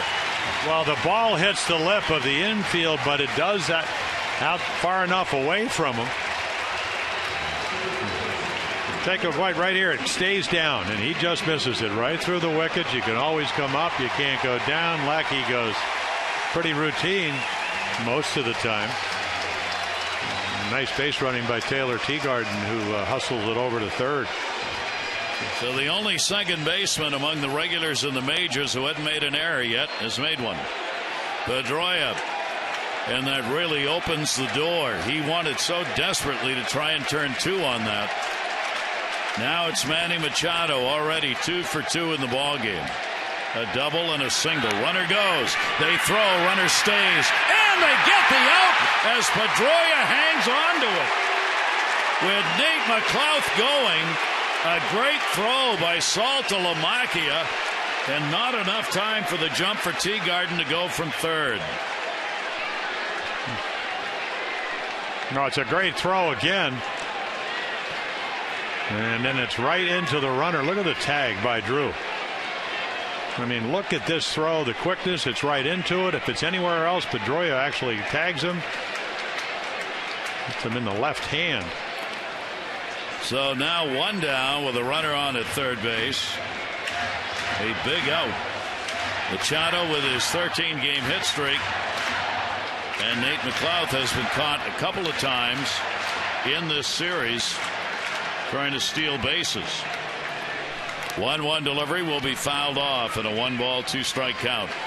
I mean, he got a good jump. I think maybe he was telling the first base umpire he didn't stop. But you got to give credit to Lackey. So take right there. He just said he started his windup. And then he takes off and gets thrown out. Jared Saltalamacchia, 2 rockets. Saltalamacchia only 6 out of 39 throwing out base stealers. 1-2 delivery. Machado, they may have him at third. Nope. Teagarden gets back, and Lackey gets the out. So a very quick change of momentum here in the 5th inning. Well, Saltalamacchia certainly picks up Pedroia. As you mentioned, he doesn't make many errors. Won a Gold Glove a couple of times, MVP caliber. So Saltalamacchia picks him up, and then Lackey makes a good pitch to Manny Machado. So Nick Markakis has to get something gunned here with 2 outs and a man on third. Teagarden with a leadoff single, the runner at third base. Markakis has a base hit, 1 for 2 in the ball game for that big .357 average off Lackey in his career. Fouls that one off. This is when the game, the pace of it can really pick up, and why a veteran pitcher on the mound can help his own cause by settling down, slowing it down, and not letting the game run him over. And in this inning, that's what Lackey so far has been able to do. 0-1 delivery, put in the air to left field. Going back is Gomes. He's got room, and Lackey somehow works out of the inning. So no runs, 1 hit, 1 error, and only 1 left on base.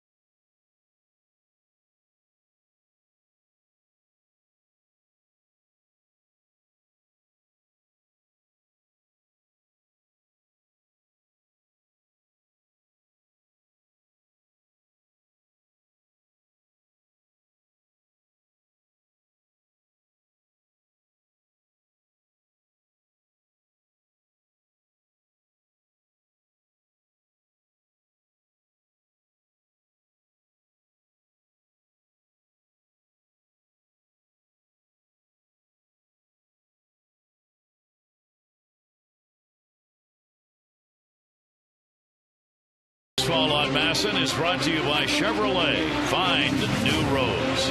And by University of Maryland, University College. What a beautiful day in the harbor. What a day yesterday for pitchers. Zeros in our notebook. As Jeff Locke, Pittsburgh, 7 scoreless innings over the Dodgers. Mark Burley, Toronto, 7 scoreless Rangers. Madison Bumgarner, Giants, 7 scoreless Braves. Rick Porcello, Detroit, 7 scoreless Twins. Chris Tillman for the Orioles, 6 scoreless with a victory over the Red Sox. So there were 5 shutout ball games worked yesterday, all with really good starts. No, it's not a record. The Major League record for shutouts in a day is 8. Back in June 4 of 1972. Over the last 2 years, there have been 9 games where there have been either 5 or 6 shutouts a day. Handled on the short hop by Davis. Makes the play, and Carps retired, 1 away here in the 6th inning. The O's are proud to have celebrated Flag Day in the Army's birthday last night. Special jerseys and caps. Those have been autographed by the players and coaches who wore them, authenticated. They are now available for auction at Orioles.com/auction. The proceeds benefit the Fort Meade Alliance Resiliency Center Fund. You can learn more and bid at Orioles.com/auction.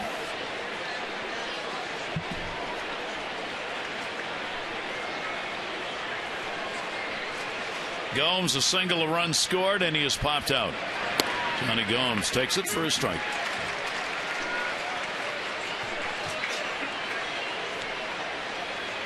Garcia with a walk and 3 strikeouts so far in the ball game. Pedroia an RBI. Carp's got 2. Drew's got 1. Did he go? Yes. David Rackley at first.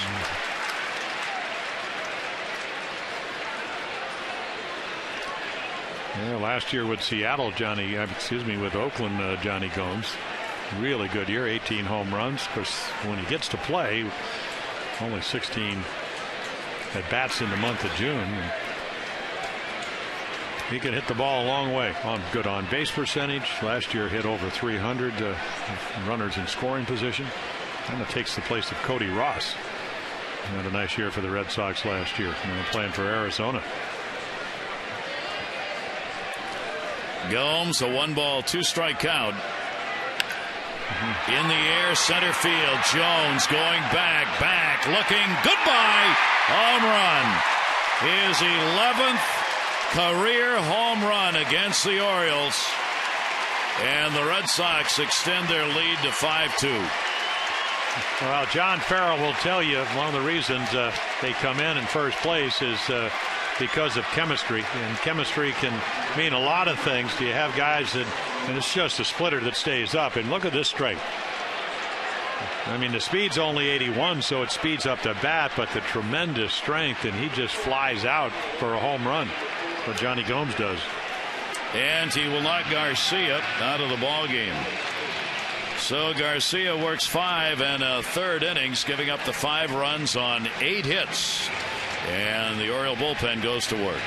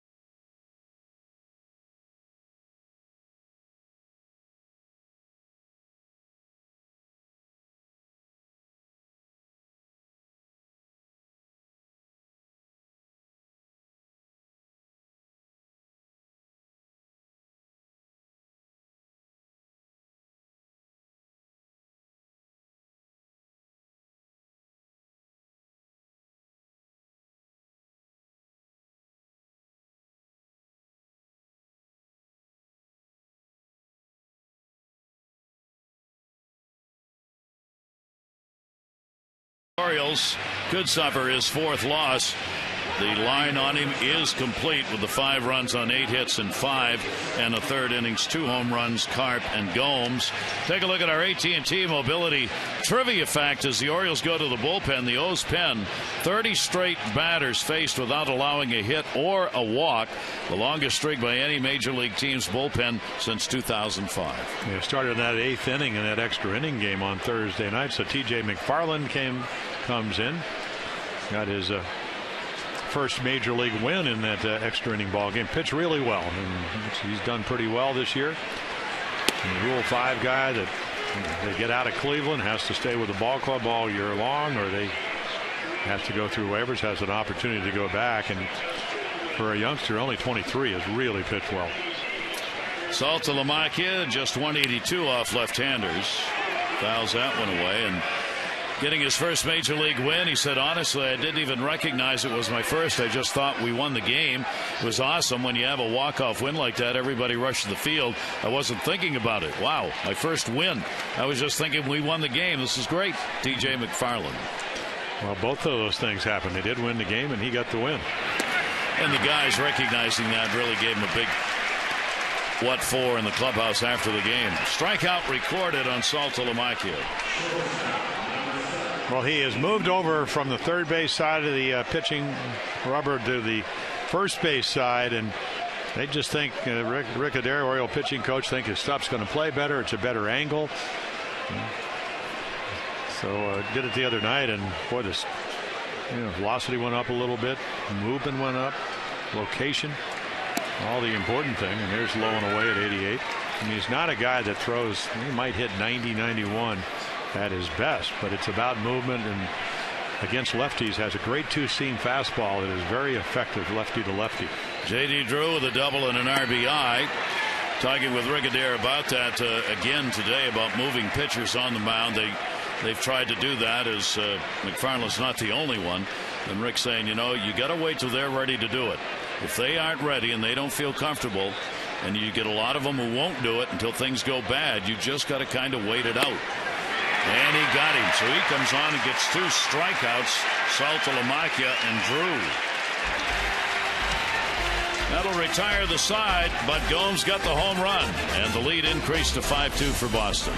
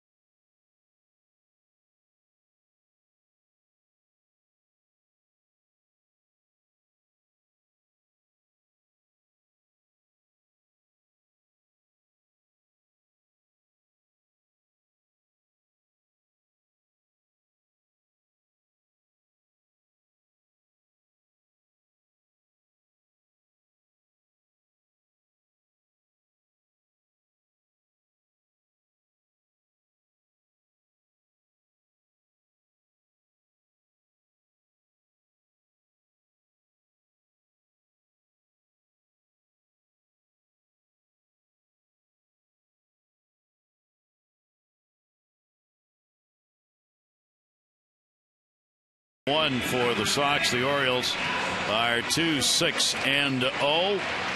Beautiful day at the ballpark. The Orioles now will try and get on this comeback trail. Jones, Davis, and Wieters will be due up. John Lackey gave up the 2 runs in the first inning and nothing since. And Kaylee Kirby celebrating her 18th birthday. Happy birthday, Kaylee. And there's Dad over there, and made sure we got her on the air. Got the family on hand. Kara is the mom sitting there on the right taking the pictures right now. Caden and Cabrera, the other daughter, all here at the ball game. And Kaylee, happy 18th birthday to you from your dad at first base. Here's Adam Jones, a single, and he has popped out. And Wayne wants people to either come by and visit him or wave as they go by. And preferably with an orange jersey on. Well, yes. Well, the Red Sox, and it's only a number, but it does tell you something. They're 32-2 if they have the lead after 6. So that tells you something about their bullpen. It's been pretty good, not at Fenway, but on the road. So Mackey's kind of pitched his way out of trouble on occasions. Last inning, particularly. Orioles have stranded 4 in the ball game, 3 of those in scoring position, but it was really the first inning when they got their best chance and took advantage of it. RBIs Manny Machado and Jones, and then that 5th inning where momentum got swung around on a big play, leadoff single Teagarden. McLouth reached on an error on Pedroia and then got caught stealing and foul back into the screen as Lackey comes back on Jones. 2-2. Yeah, twice already in 5 innings he's been able to strand runners at third base with less than 2 outs, and that's pitching. That's when you really have to be at your best. As base hits don't have to score runs, fly balls, well situated balls put in play. Couldn't do it against Lackey. 2-2 delivery, and Jones will go down swinging, and there's strikeout number 4 for Lackey. Yeah, we have seen glimpses of John Lackey today, just like he used to be when he came up with the Angels. Watch this slider just disappear. He's a big guy. He's so big, 6'6". Great time to pitch. Twilight. Don't pick up the spin as well. even better if you make good pitches, and that was about as good as you can make. He hasn't pitched against the Orioles since September of 2011. Has the 11-4 lifetime mark. Center field going back Ellsbury on the Davis drive, and he's got it. 2 quick outs here in the 6th inning.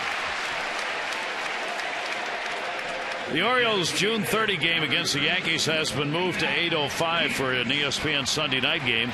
Get your tickets and paint the park orange. Show the national audience your Birdland pride. 888-848-BIRD. Orioles.com. That's June 30. Yankees game now is an 8:05 game. Wieters coming up. He has popped out and grounded out. 2 for 11 in the series. 5 for 20 lifetime off Lackey. And the pitch is there for a strike. Right-handers hit 299 against Lackey coming into the ball game, but he hasn't given up much in this one. Machado with the RBI double back in the 1st inning. Machado's got a 2-hit ball game going, so another multi-hit game for the Oriole third baseman, and they're going to need more. 1 ball, 1 strike count on Wieters. The shift is on against Matt in the infield. 1-1 foul back, 1-2.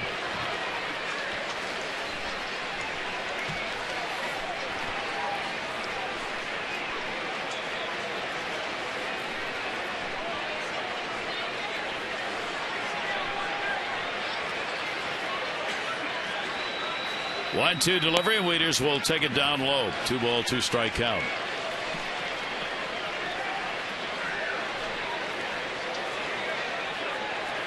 Lackey coming in had worked 57 innings in the 10 starts that he'd made this season, giving up about a hit per inning, working with runners on most of the time with the 15 walks added. And the pitch taken down low. Same thing has happened in this ball game. He's had a clean inning only in the 2nd. But a very low ERA. And again, that consistency, one of the keys to the game was 8 out of 10, 3 runs or less. That will work with the Red Sox if you can stay healthy. John Farrell would take that for the rest of the year. Back from all of his starters. You'd have a lot of 15-game winners. Yeah, exactly. If they could keep the opponents to 3 or less. 3 ball, 2 strike count to Matt. And that'll go to second. Pedroia. And a 1-2-3 inning. So the Orioles are retired. 6 complete at Camden Yards. Game 3 of 4 with the Red Sox leading.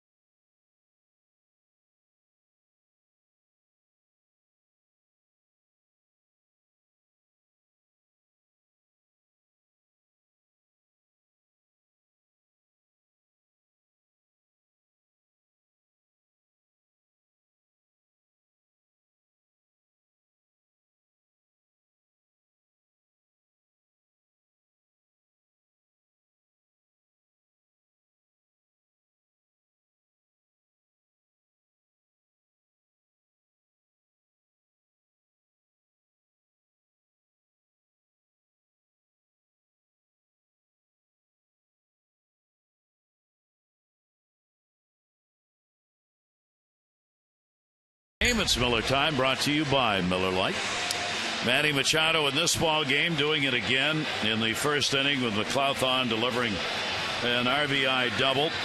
That's a 13-game hit streak now for Manny Machado. He leads the major leagues in 2 baggers and is on a pace to set a new mark, not just for the Orioles, but a major league record. If he can get 70, in fact, if he can get 68, The old record set by Earl Webb at 67. Manny's on a pace right now for 71 two-baggers this year. The pace is one thing, getting it done is another. The Orioles record, by the way, is 56 doubles in a year. Brian Roberts did that in 2009. Yeah, Brian's had over 50 doubles a couple of times. I think Cal did it. A lot of doubles. We go to the seventh inning.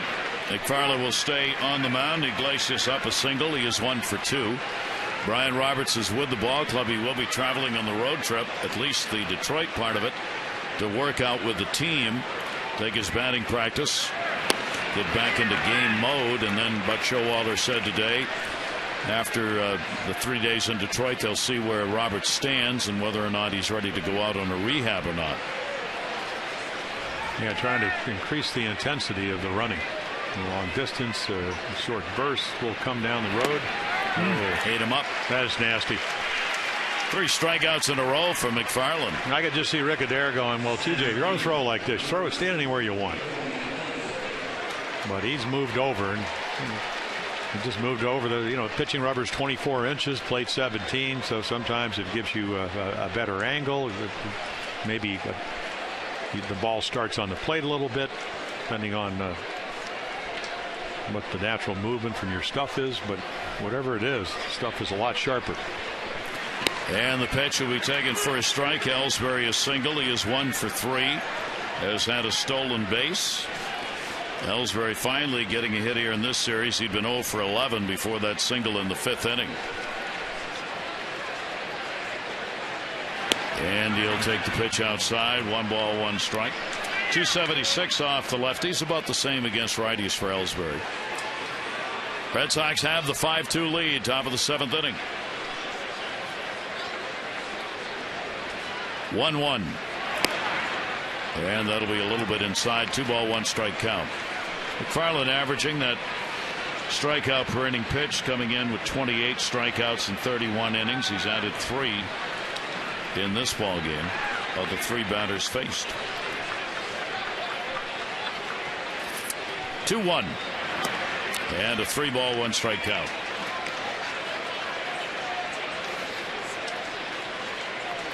Overall this year, the Oriole bullpen has seen its ERA jump up compared to last year. The Orioles right now 11th in bullpen ERA at an even 4.0. And in the air to left field, but Klaus got to go get it. And he will. This copyrighted telecast presented by authority of the Orioles may not be reproduced or retransmitted in any form, and the accounts and descriptions of this game may not be disseminated without the express written consent of the Orioles. Legends Park. Who could that be with that high leg kick? Who am I throwing to? Brooks? Brooks. Yeah, catch it, Brooks. And Here's he did. Shane Victorino. And he did. And the other guy to his right kept hitting home runs when I pitched. Well, actually, a couple of the guys, Eddie and Cal. And Frank Robinson, yes, of course, with 586 lifetime home runs. That would count. 1 strikeout on Shane Victorino. Victorino 0 for 2 in a sacrifice. Couple of hits and 11 at bats in the series. And he will take the pitch outside. Victorino, one of the switch hitters in this lineup, 273 right and 225 left-handed. 1 ball, 1 strike count. Red Sox up by 3, out hitting the Orioles by 2. And fouled off 1-2. Well, you could see if you with TJ McFarland, I think one of the attractive things, yes, he was 16-8, AA, AAA to Cleveland's minor league affiliates last year, but it's the package. He throws strikes. He's got 3 pitches. He's got starter stuff. He's got a good sinker, really good changeup, and the breaking ball has gotten a lot better.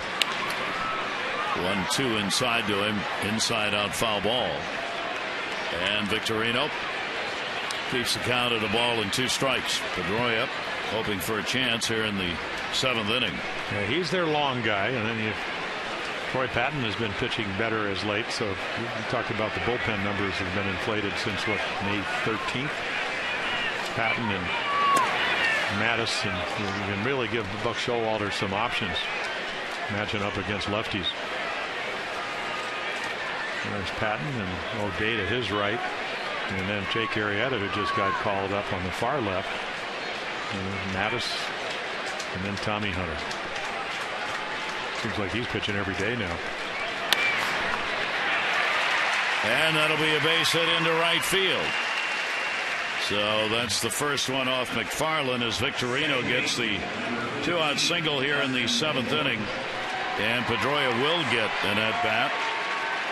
Single, run scored, RBI, 1 for 3 in the ballgame. One of the questions for the Orioles as far as their bullpen's concerned right now, where's Pedro Strop? Pedro Strop worked against the Angels 3 days ago and has not even been up in the bullpen since. As far as we know, nothing physically wrong. He has not been pitching particularly well, and it's as though they're giving Pedro Strop a little rest without taking him and putting him on the DL or otherwise moving him off the roster. And that does not have waivers, which means he can't go to the minor leagues and work on it. 1-0 the count. Runner at first base. Hit number 9 for Boston. And back to the bag goes Victorino. So your next week of baseball after you end with the Red Sox doesn't get a whole lot easier with the Tigers. They have a great offense, great starting pitching, and then off day on Thursday, and then you go up to Toronto. So it's not like you can find a place for Pedro Strop. He's not a guy that can give you 3 or 4 innings, so you can really work on things. 1-0, runner going, taking the pitch, throw down one hopper, Teagarden, stolen base. Well, that answers the question about the hamstring. I don't know if this is just a lot of dirt in the face and eyes, a little head first slide. So a big jump. He can steal bases. Head straight steal. Maybe hurt. They're going to bring Farrell and the trainer out here to talk to him.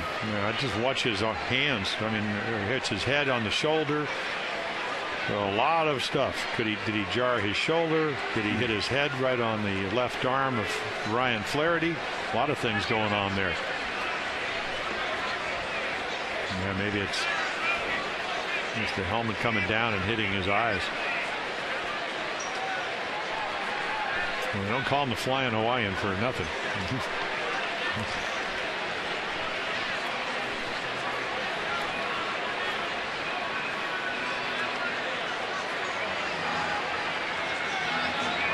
This is the carefulness with the concussion problems that we're looking at here. Even in a play like that, when you jam your neck, as he did on the slide with that helmet going right into the knee, like a pile driver. Ooh. Says he's all right. He'll stay in. Red Sox 3 for 3 in stealing bases today. Get a runner into scoring position with 2 down here in the 7th inning for Pedroia. Pedroia's got a 1-ball, 1-strike count.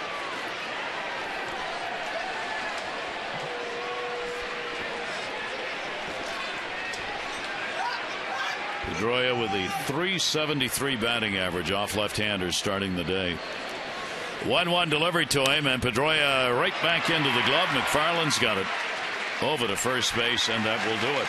No runs, 1 hit, no errors, 1 left on base, and there's where you want to be, where we were at the rooftop bar for our open today, and fans loving the ball game. Stretch time.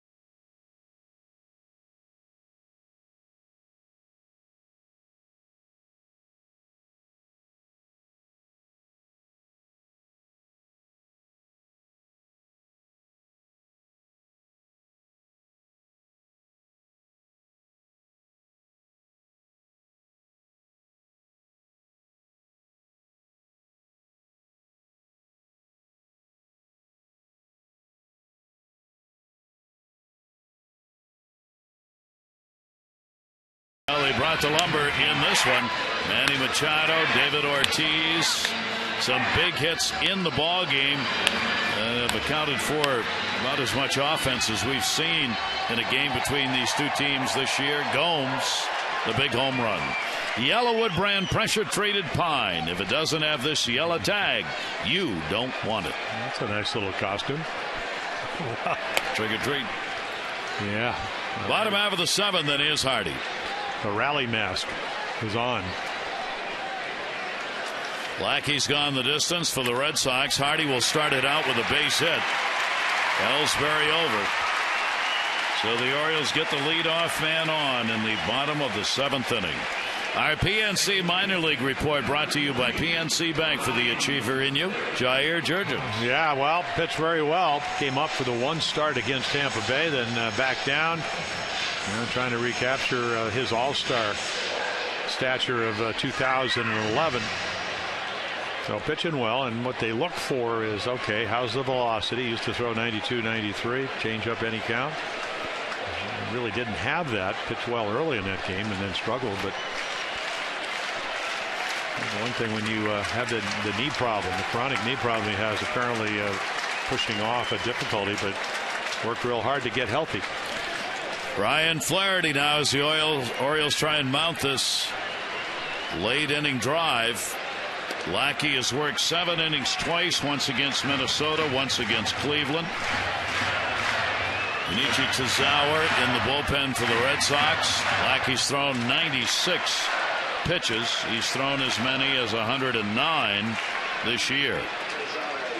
Flaherty to first. Mercy. Double play. Well, he loves the slider down and in, and this one doesn't get quite down and in, but we've seen this in the Angels series, 3 times? And then again this afternoon. So it seems like every time the Orioles are climbing back in, either Lackey makes a great pitch or he gets a little bit of luck. And again, momentum changes in a hurry. Taylor Teagarden coming up. He has singled and struck out. Flaherty lines into the double play, right into the glove of Karp, who stepped in the bag. And the pitch outside for a ball. So a big comeback by Lackey from the last game, which the Red Sox got to like after that 4-run, 10-hit, 5 2/3 innings outing against Tampa Bay. He's given up just 2 runs on 7 hits in 6 2/3 innings of today's game. 100 thrown so far today.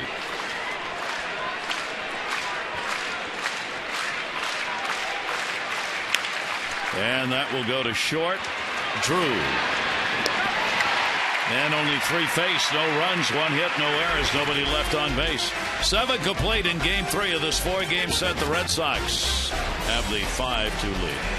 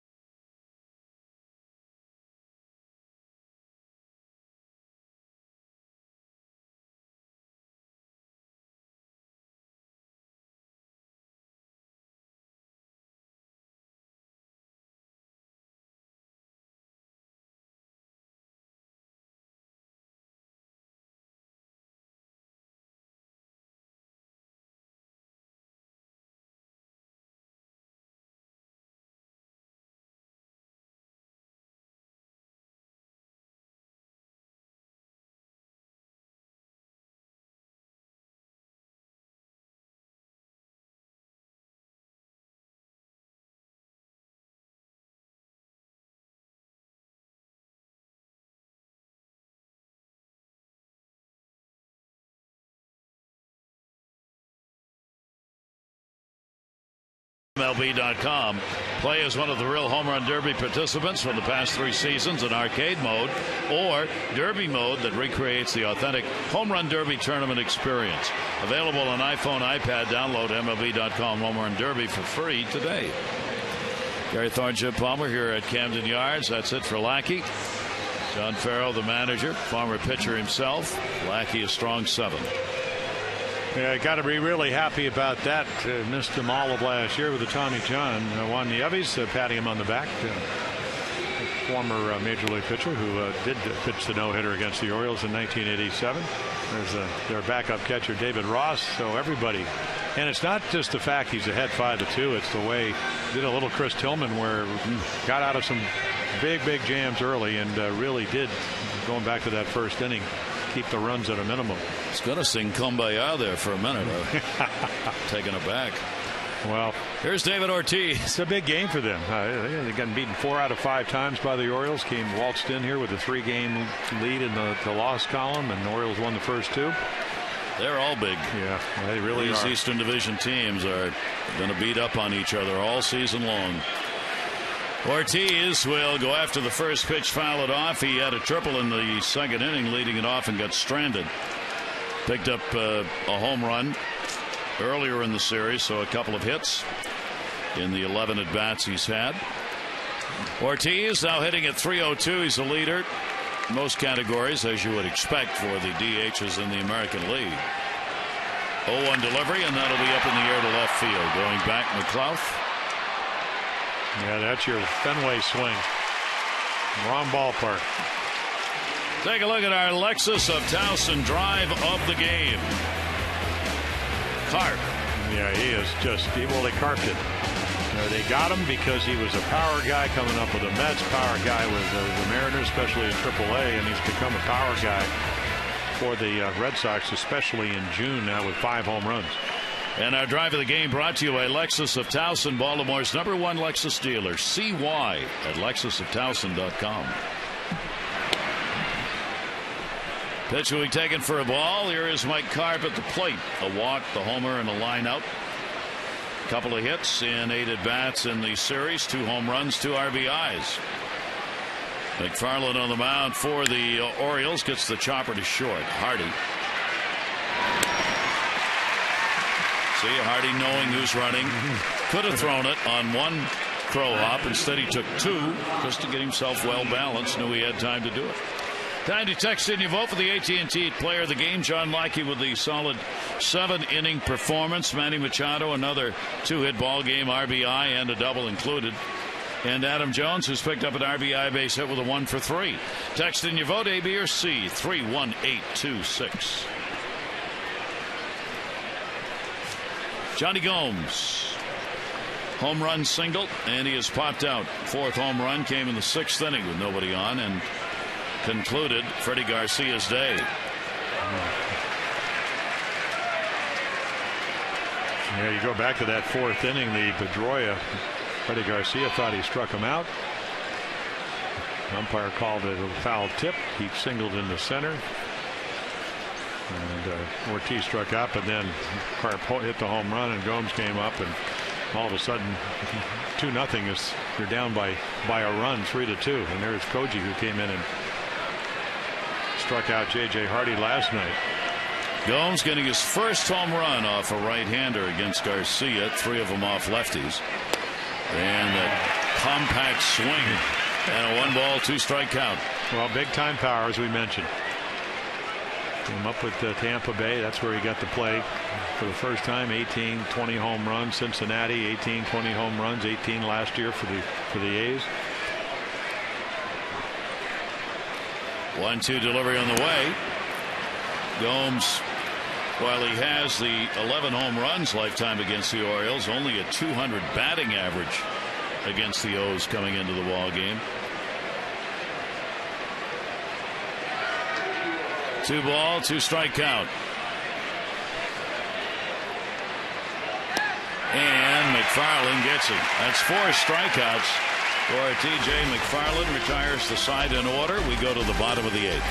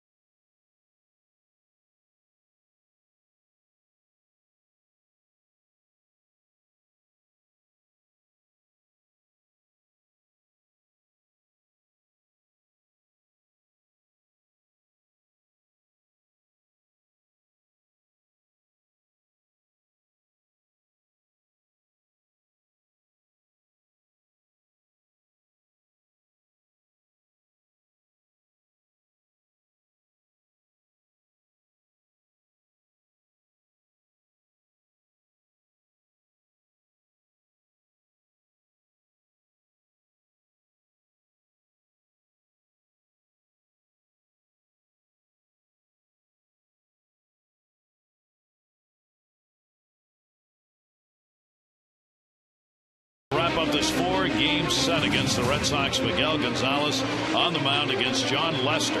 Our coverage on MASN HD begins at 1.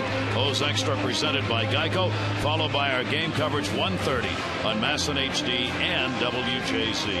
All the access you need right here on MASN. So for the Orioles, Miguel Gonzalez coming off a couple of really good pitch games.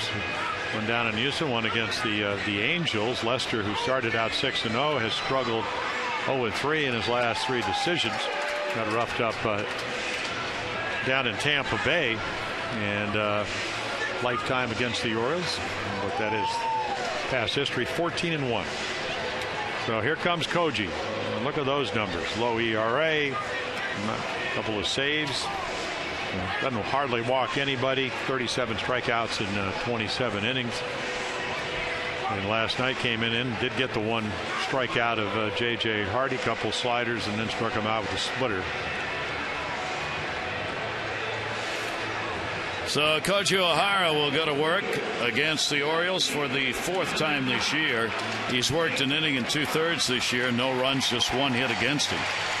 Koji found his spot in the bullpen. He was moved there in 2010 to the bullpen, and since then he leads major league relievers in walks and hits per innings pitched at .79. So yet another pitcher who found his spot in the bullpen.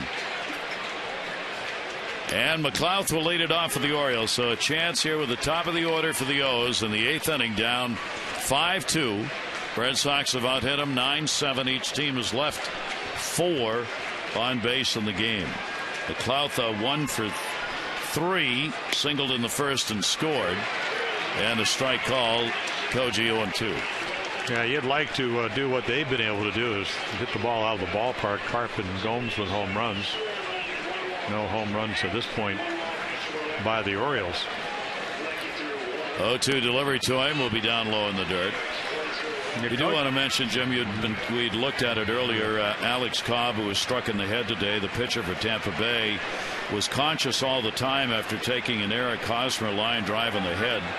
They've taken him to the hospital. He's remained conscious. They have him there for examination, but he laid down on the mound for a long time in the Bayfront Medical Center there, and Tampa Bay had their crew out on the field for him. Yeah, good, terrific young man, and boy, just more prevalent. Kind of what we were talking about 6 weeks ago, where trying to maybe come up with protection for pitchers. You just can't react quick enough. It's the second time they've had that kind of an incident at the Trop this year. Nate McLeod puts it in the air, foul. Earlier in the season, it was the Rays' Desmond Jennings hit a line drive that caught J.A. Happ of Toronto right behind the left ear. Who hasn't pitched since. Yeah. I mean, getting better, but had some inner ear problems. And I still remember Mike Messina getting hit just above the right eye here at Camden Yards by. Yeah, he's just. Nope. Got him. Foul tip. Yeah. The day of foul tips or not. And Koji, a couple of splitters, and then 88, 89, twilight. And it looks like about 100. The ability to ride the ball up in the zone. I'm not really sure he foul tipped that one either. But he called it. It looked like it missed the bat. It'll go as a swinging strikeout. Here's Manny Machado. Machado double single, and he is grounded out 2 for 3. Continues his hit streak now at 13 games. Got an RBI in that first inning. Koji O'Hara trying to get through the 8th. A 5-2 lead. It is a save situation at the moment, and a strike on the inside corner. Great to have WJZ viewers with us today, and we'll look for you back here tomorrow as this series is wrapped up. 1 ball, 1 strikeout, and 1 down. And glorious weather here for last night and today's game. 1-1 delivery on the way, and a swing and a miss. Koji over the top with that delivery. 1-2. Yeah, the split-fingered fastball, the equalizer. 1 jumps, 1 goes down.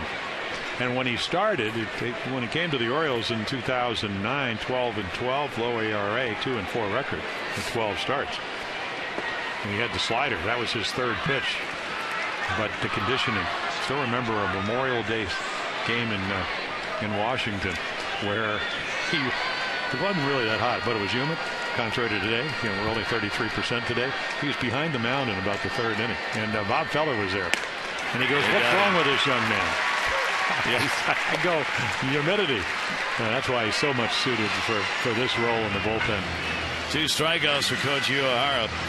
Take a look at this date in history in our Major League Notebook. 1938, one of the great days of all time. Johnny Vandermeer got his second consecutive no-hitter.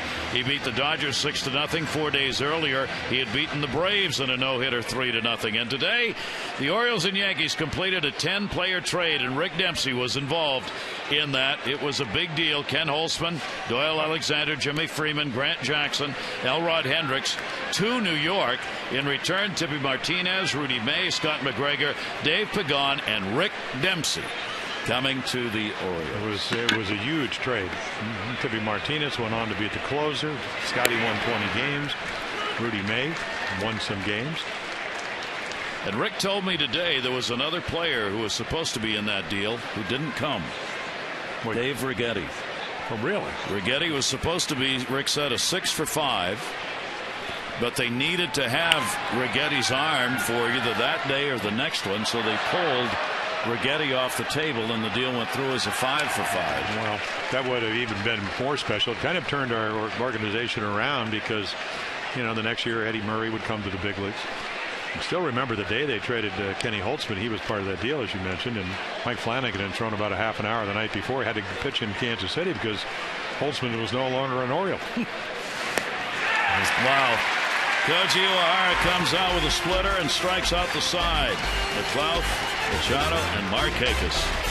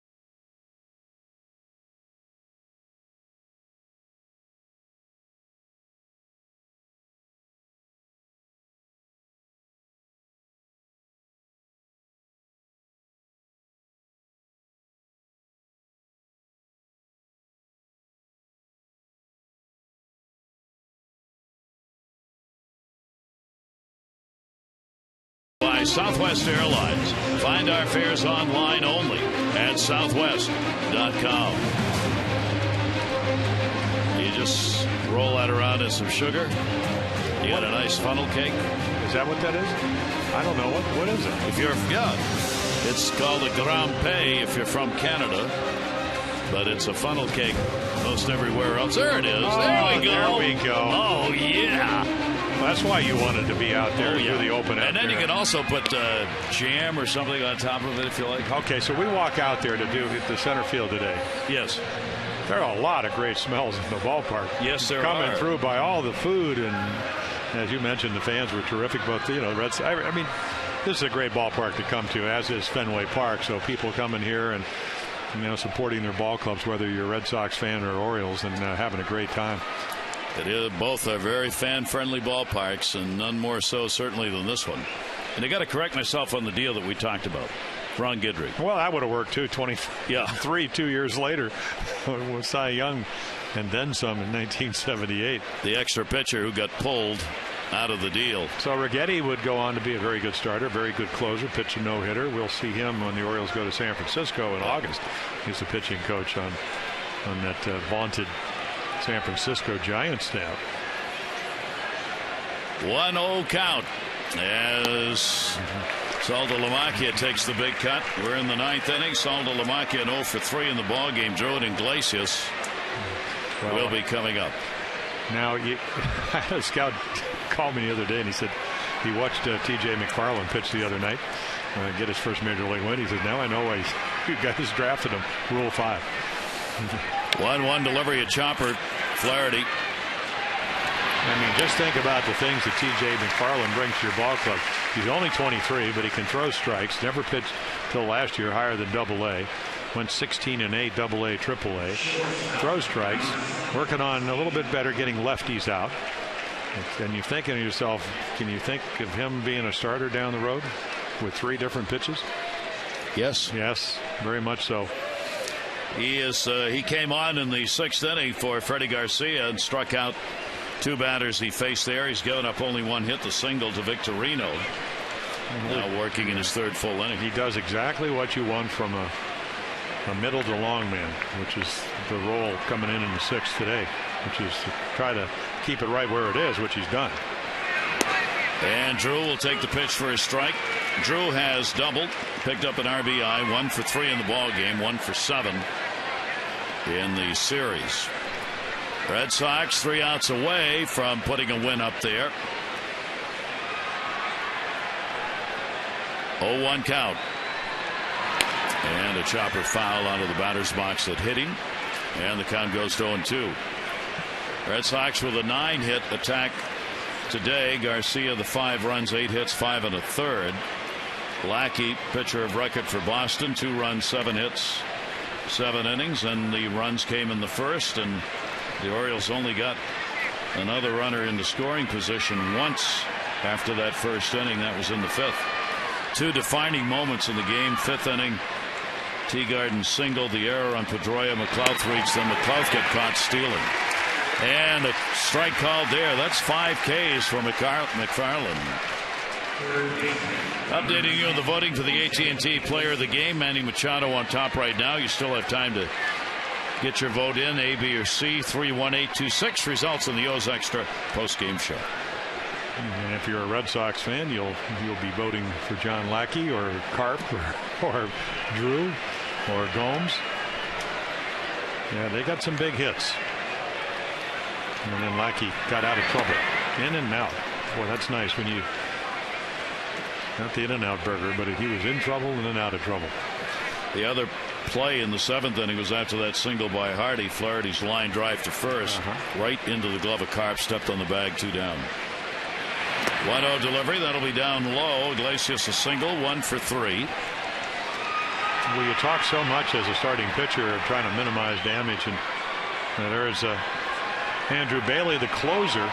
But you go back to the 1st inning where the Orioles they get the early lead. Looks like 4 straight hits. They're going to maybe get a 3rd run, maybe a 4th. And Lackey limits to 2, and then the Red Sox offense, best in the American League, takes over. McFarland will miss, and the count will go to 3-0. 3-0 count on Jose Iglesias. A home run, 7 RBIs, hitting almost 450 at 447. Just his 26th game, just over 80 at bats. 3-0 delivery to him, and he will draw the walk on 4 straight. Again, only 2 walks surrendered by the Oriole pitchers, 1 by Garcia, 1 by McFarland. Will bring the lead-up batter Ellsbury up, and it will bring Adair out to the mound. So gets to win in extra innings on Thursday and here on Saturday. So Strop talked about when you might use Pedro Strop. Well, you won't be using him here, but Victorino, a switch hitter next time, so maybe see how you feel. He's already faced Ellsbury 1 time. Got him to fly to left. Big crowd on hand today, 42,422. 42-422 tickets sold for this Saturday afternoon game, and they have seen a good one, as all of these games against the Red Sox have been. McFarland will stay on and will work against Ellsbury. He is singled, 1 for 4. Runner at first, 2 down. Ellsbury, 276 off left-handers coming into the game. Retired on that fly ball, 7th inning by McFarland. Iglesias back to the bag. Yeah, TJ maybe not that familiar with the fact that Iglesias can run a little bit. So don't fall asleep. Don't give him that chance to get that 6th run.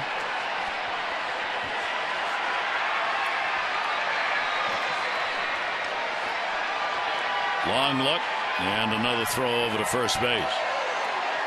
Yeah, that's another thing. TJ McFarland, really haven't seen that much of him. I don't think he has the kind of move that you would want to have from one of your starters. It doesn't seem to be as glaring when you come out of the bullpen.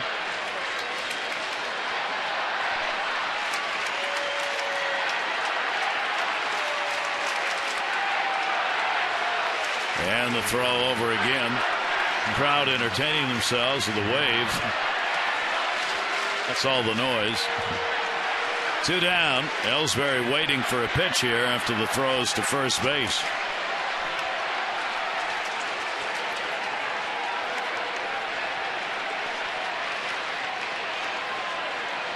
Iglesias, pretty good lead over there. There he goes. Pitch taken. Strike called. Throw down. They got him. Teagarden on the money on that one. And Iglesias is caught stealing. We go to the bottom of the 9th. Jones, Davis, Wieters, Bailey the closer coming on. The Orioles need 3 to keep this game going.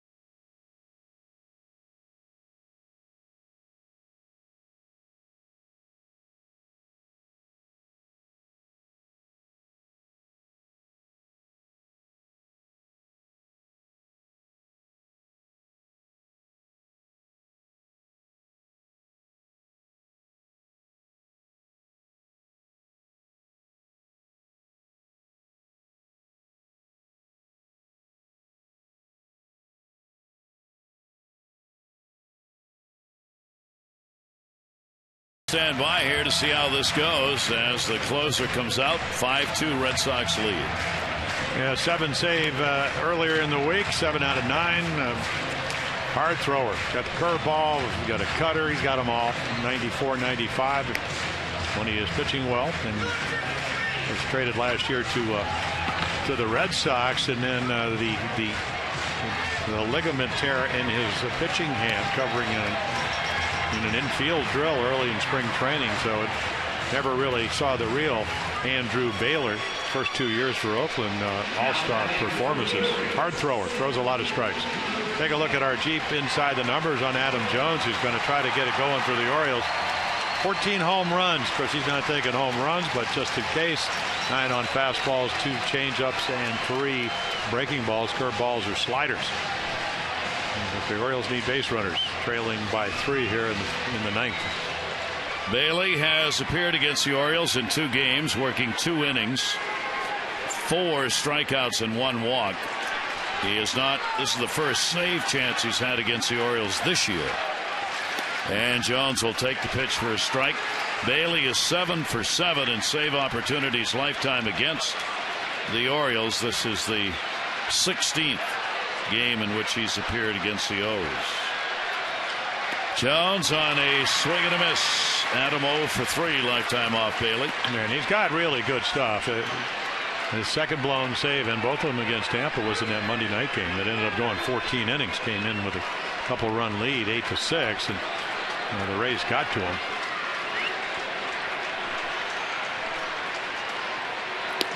Jones will watch it go by outside. 1-2.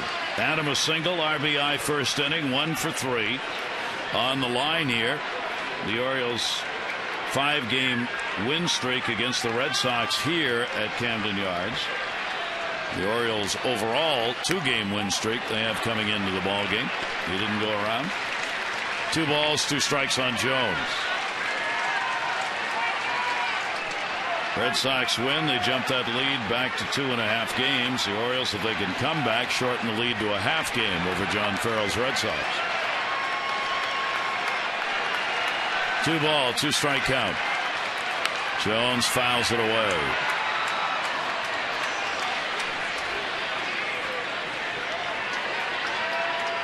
Five, 9, and 1 for the Red Sox. 2-7-0 for the Orioles.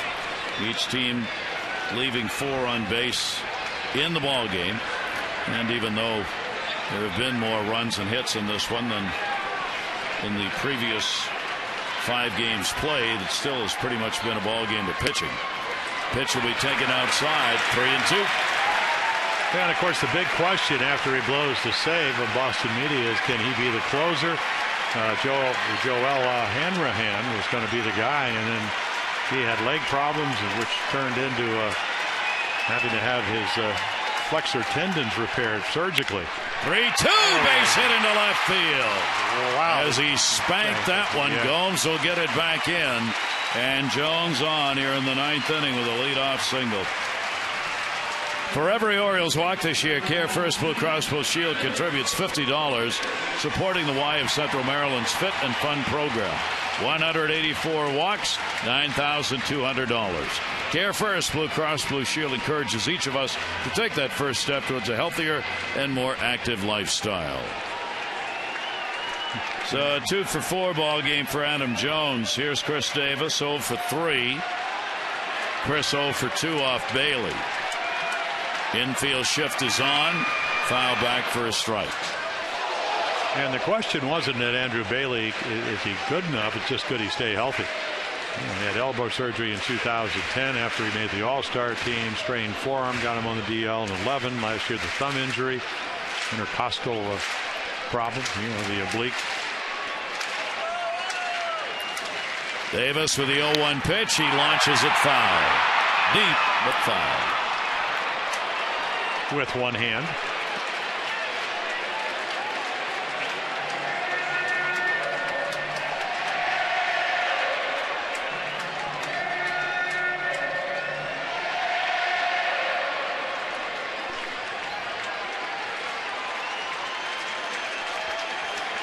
Bailey ready with an 0-2 count on Davis. Chris with a big cut got him. So Bailey will get the strikeout. 1 down in the 9th. Yeah, the big curveball. Back-to-back hooks. He hits the one foul and then gets right on top. It's the way you throw it when you get to 2 strikes underneath the strike zone, able to get Chris Davis to swing over it. Matt Wieters, the DH for the Orioles today with the 0 for 3, 2 for 12 in this series. Matt has had 1 hit and 6 at-bats off Bailey. Hardy waiting on deck. Orioles need another base runner to get the potential tying run into the box. 1-0 count.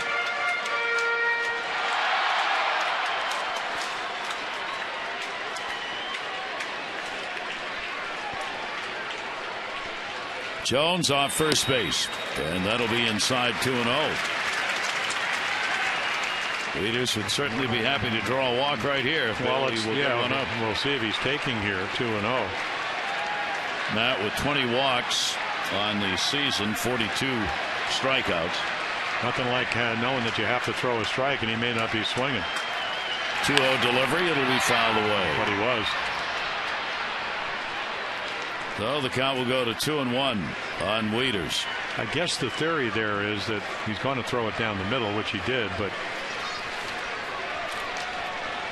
you need to get that extra base runner. Boston has just about reached their average of runs in the road, which is just a little over 5. Second best in the American League in road runs per game. He got a hold of that one deep to right field, way back. Goodbye, home run, Matt Wieters, and the Orioles making a 5-4 game.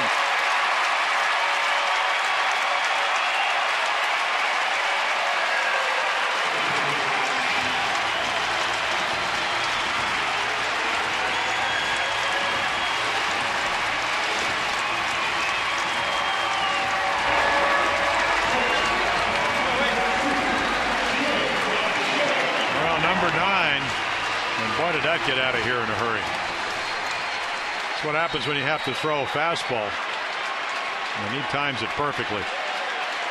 His first home run of the year against the Red Sox and the 4th of his career. And Bailey can only watch it go. Now it is 5-4. And Hardy will take the pitch for a strike. Matt Wieters delivering the long blow. Bailey has surrendered 4 home runs in the 21 innings he has worked this year. Hardy a single, a walk, and a fly ball out. He's got a base hit. Going to try and make a play at first. Not in time. Victorino charging it. A base hit for Hardy. Well, it's like high school, or the way you play a pitcher in the National League. Interleague play. And JJ sees it, plays in front of him. I mean, look at Victorino come and charge it. And JJ is going to hightail it in one. The other is going to hightail it to the mound. Garcia will come on to run at first base. Well, Saltalamacchia has already thrown out 2. And Garcia did jam his finger, but didn't hurt his legs. So the Orioles answering back now, about hit the Red Sox 10-9 in the ball game. Bailey with only one away, with Ryan Flaherty coming up. Well, you have a guy that loves to hit the fastball. I mean, Bailey does have some options. Wieters hit a fastball. Hardy hit a fastball.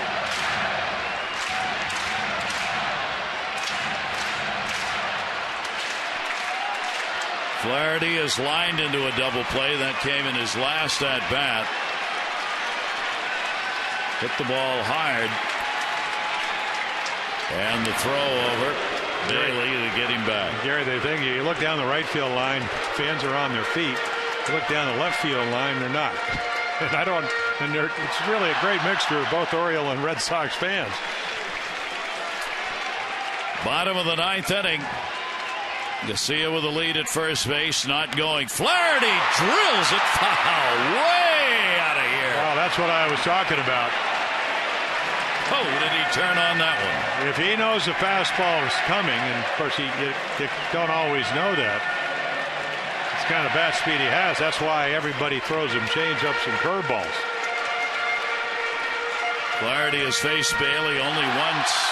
0 for 1. And if he does go to the breaking ball, it takes more time to get there. Big lead by Garcia. Delivered to Flaherty. Off-speed breaking ball. Dickerson has come out in the on-deck circle to be the pinch hitter for Taylor Teagarden. There is Dickerson waiting. Only one down here in the bottom of the 9th. The Orioles getting the home run from Wieters after the single by Jones. 1 ball, 1 strike. Garcia not going. Flaherty will take it for a strike. 1-2. Another great finish. And we're not done. Bailey trying to preserve the ball game with a save, and the Orioles trying to have yet another one of these big comebacks. 1 ball, 2 strike count. In the air, down the corner, right field. Victorino, he's got it. Oh my gosh. Garcia's at third. A double play. Garcia did not know how many outs there were. And that's the ball game. A fly ball double play to right field retires Flaherty and doubles up Casilla at first. And the Red Sox come away with a 5-4 win in the ball game. Casilla, the pinch runner, was all the way over to third base. Talking to Bobby Dickerson. Well, I find it hard to believe he didn't know how many outs there were, because Wayne Curley told him, and I'm wondering, you talked about the sun. Did he think the ball was into the corner and it wasn't going to be catchable? I guess we're going to have to wait to find out, but obviously runs himself and the Orioles right out of the ball game. So there's your final. Red Sox 5, the Orioles 4. Those of you on WJZ, we'll see you back here tomorrow.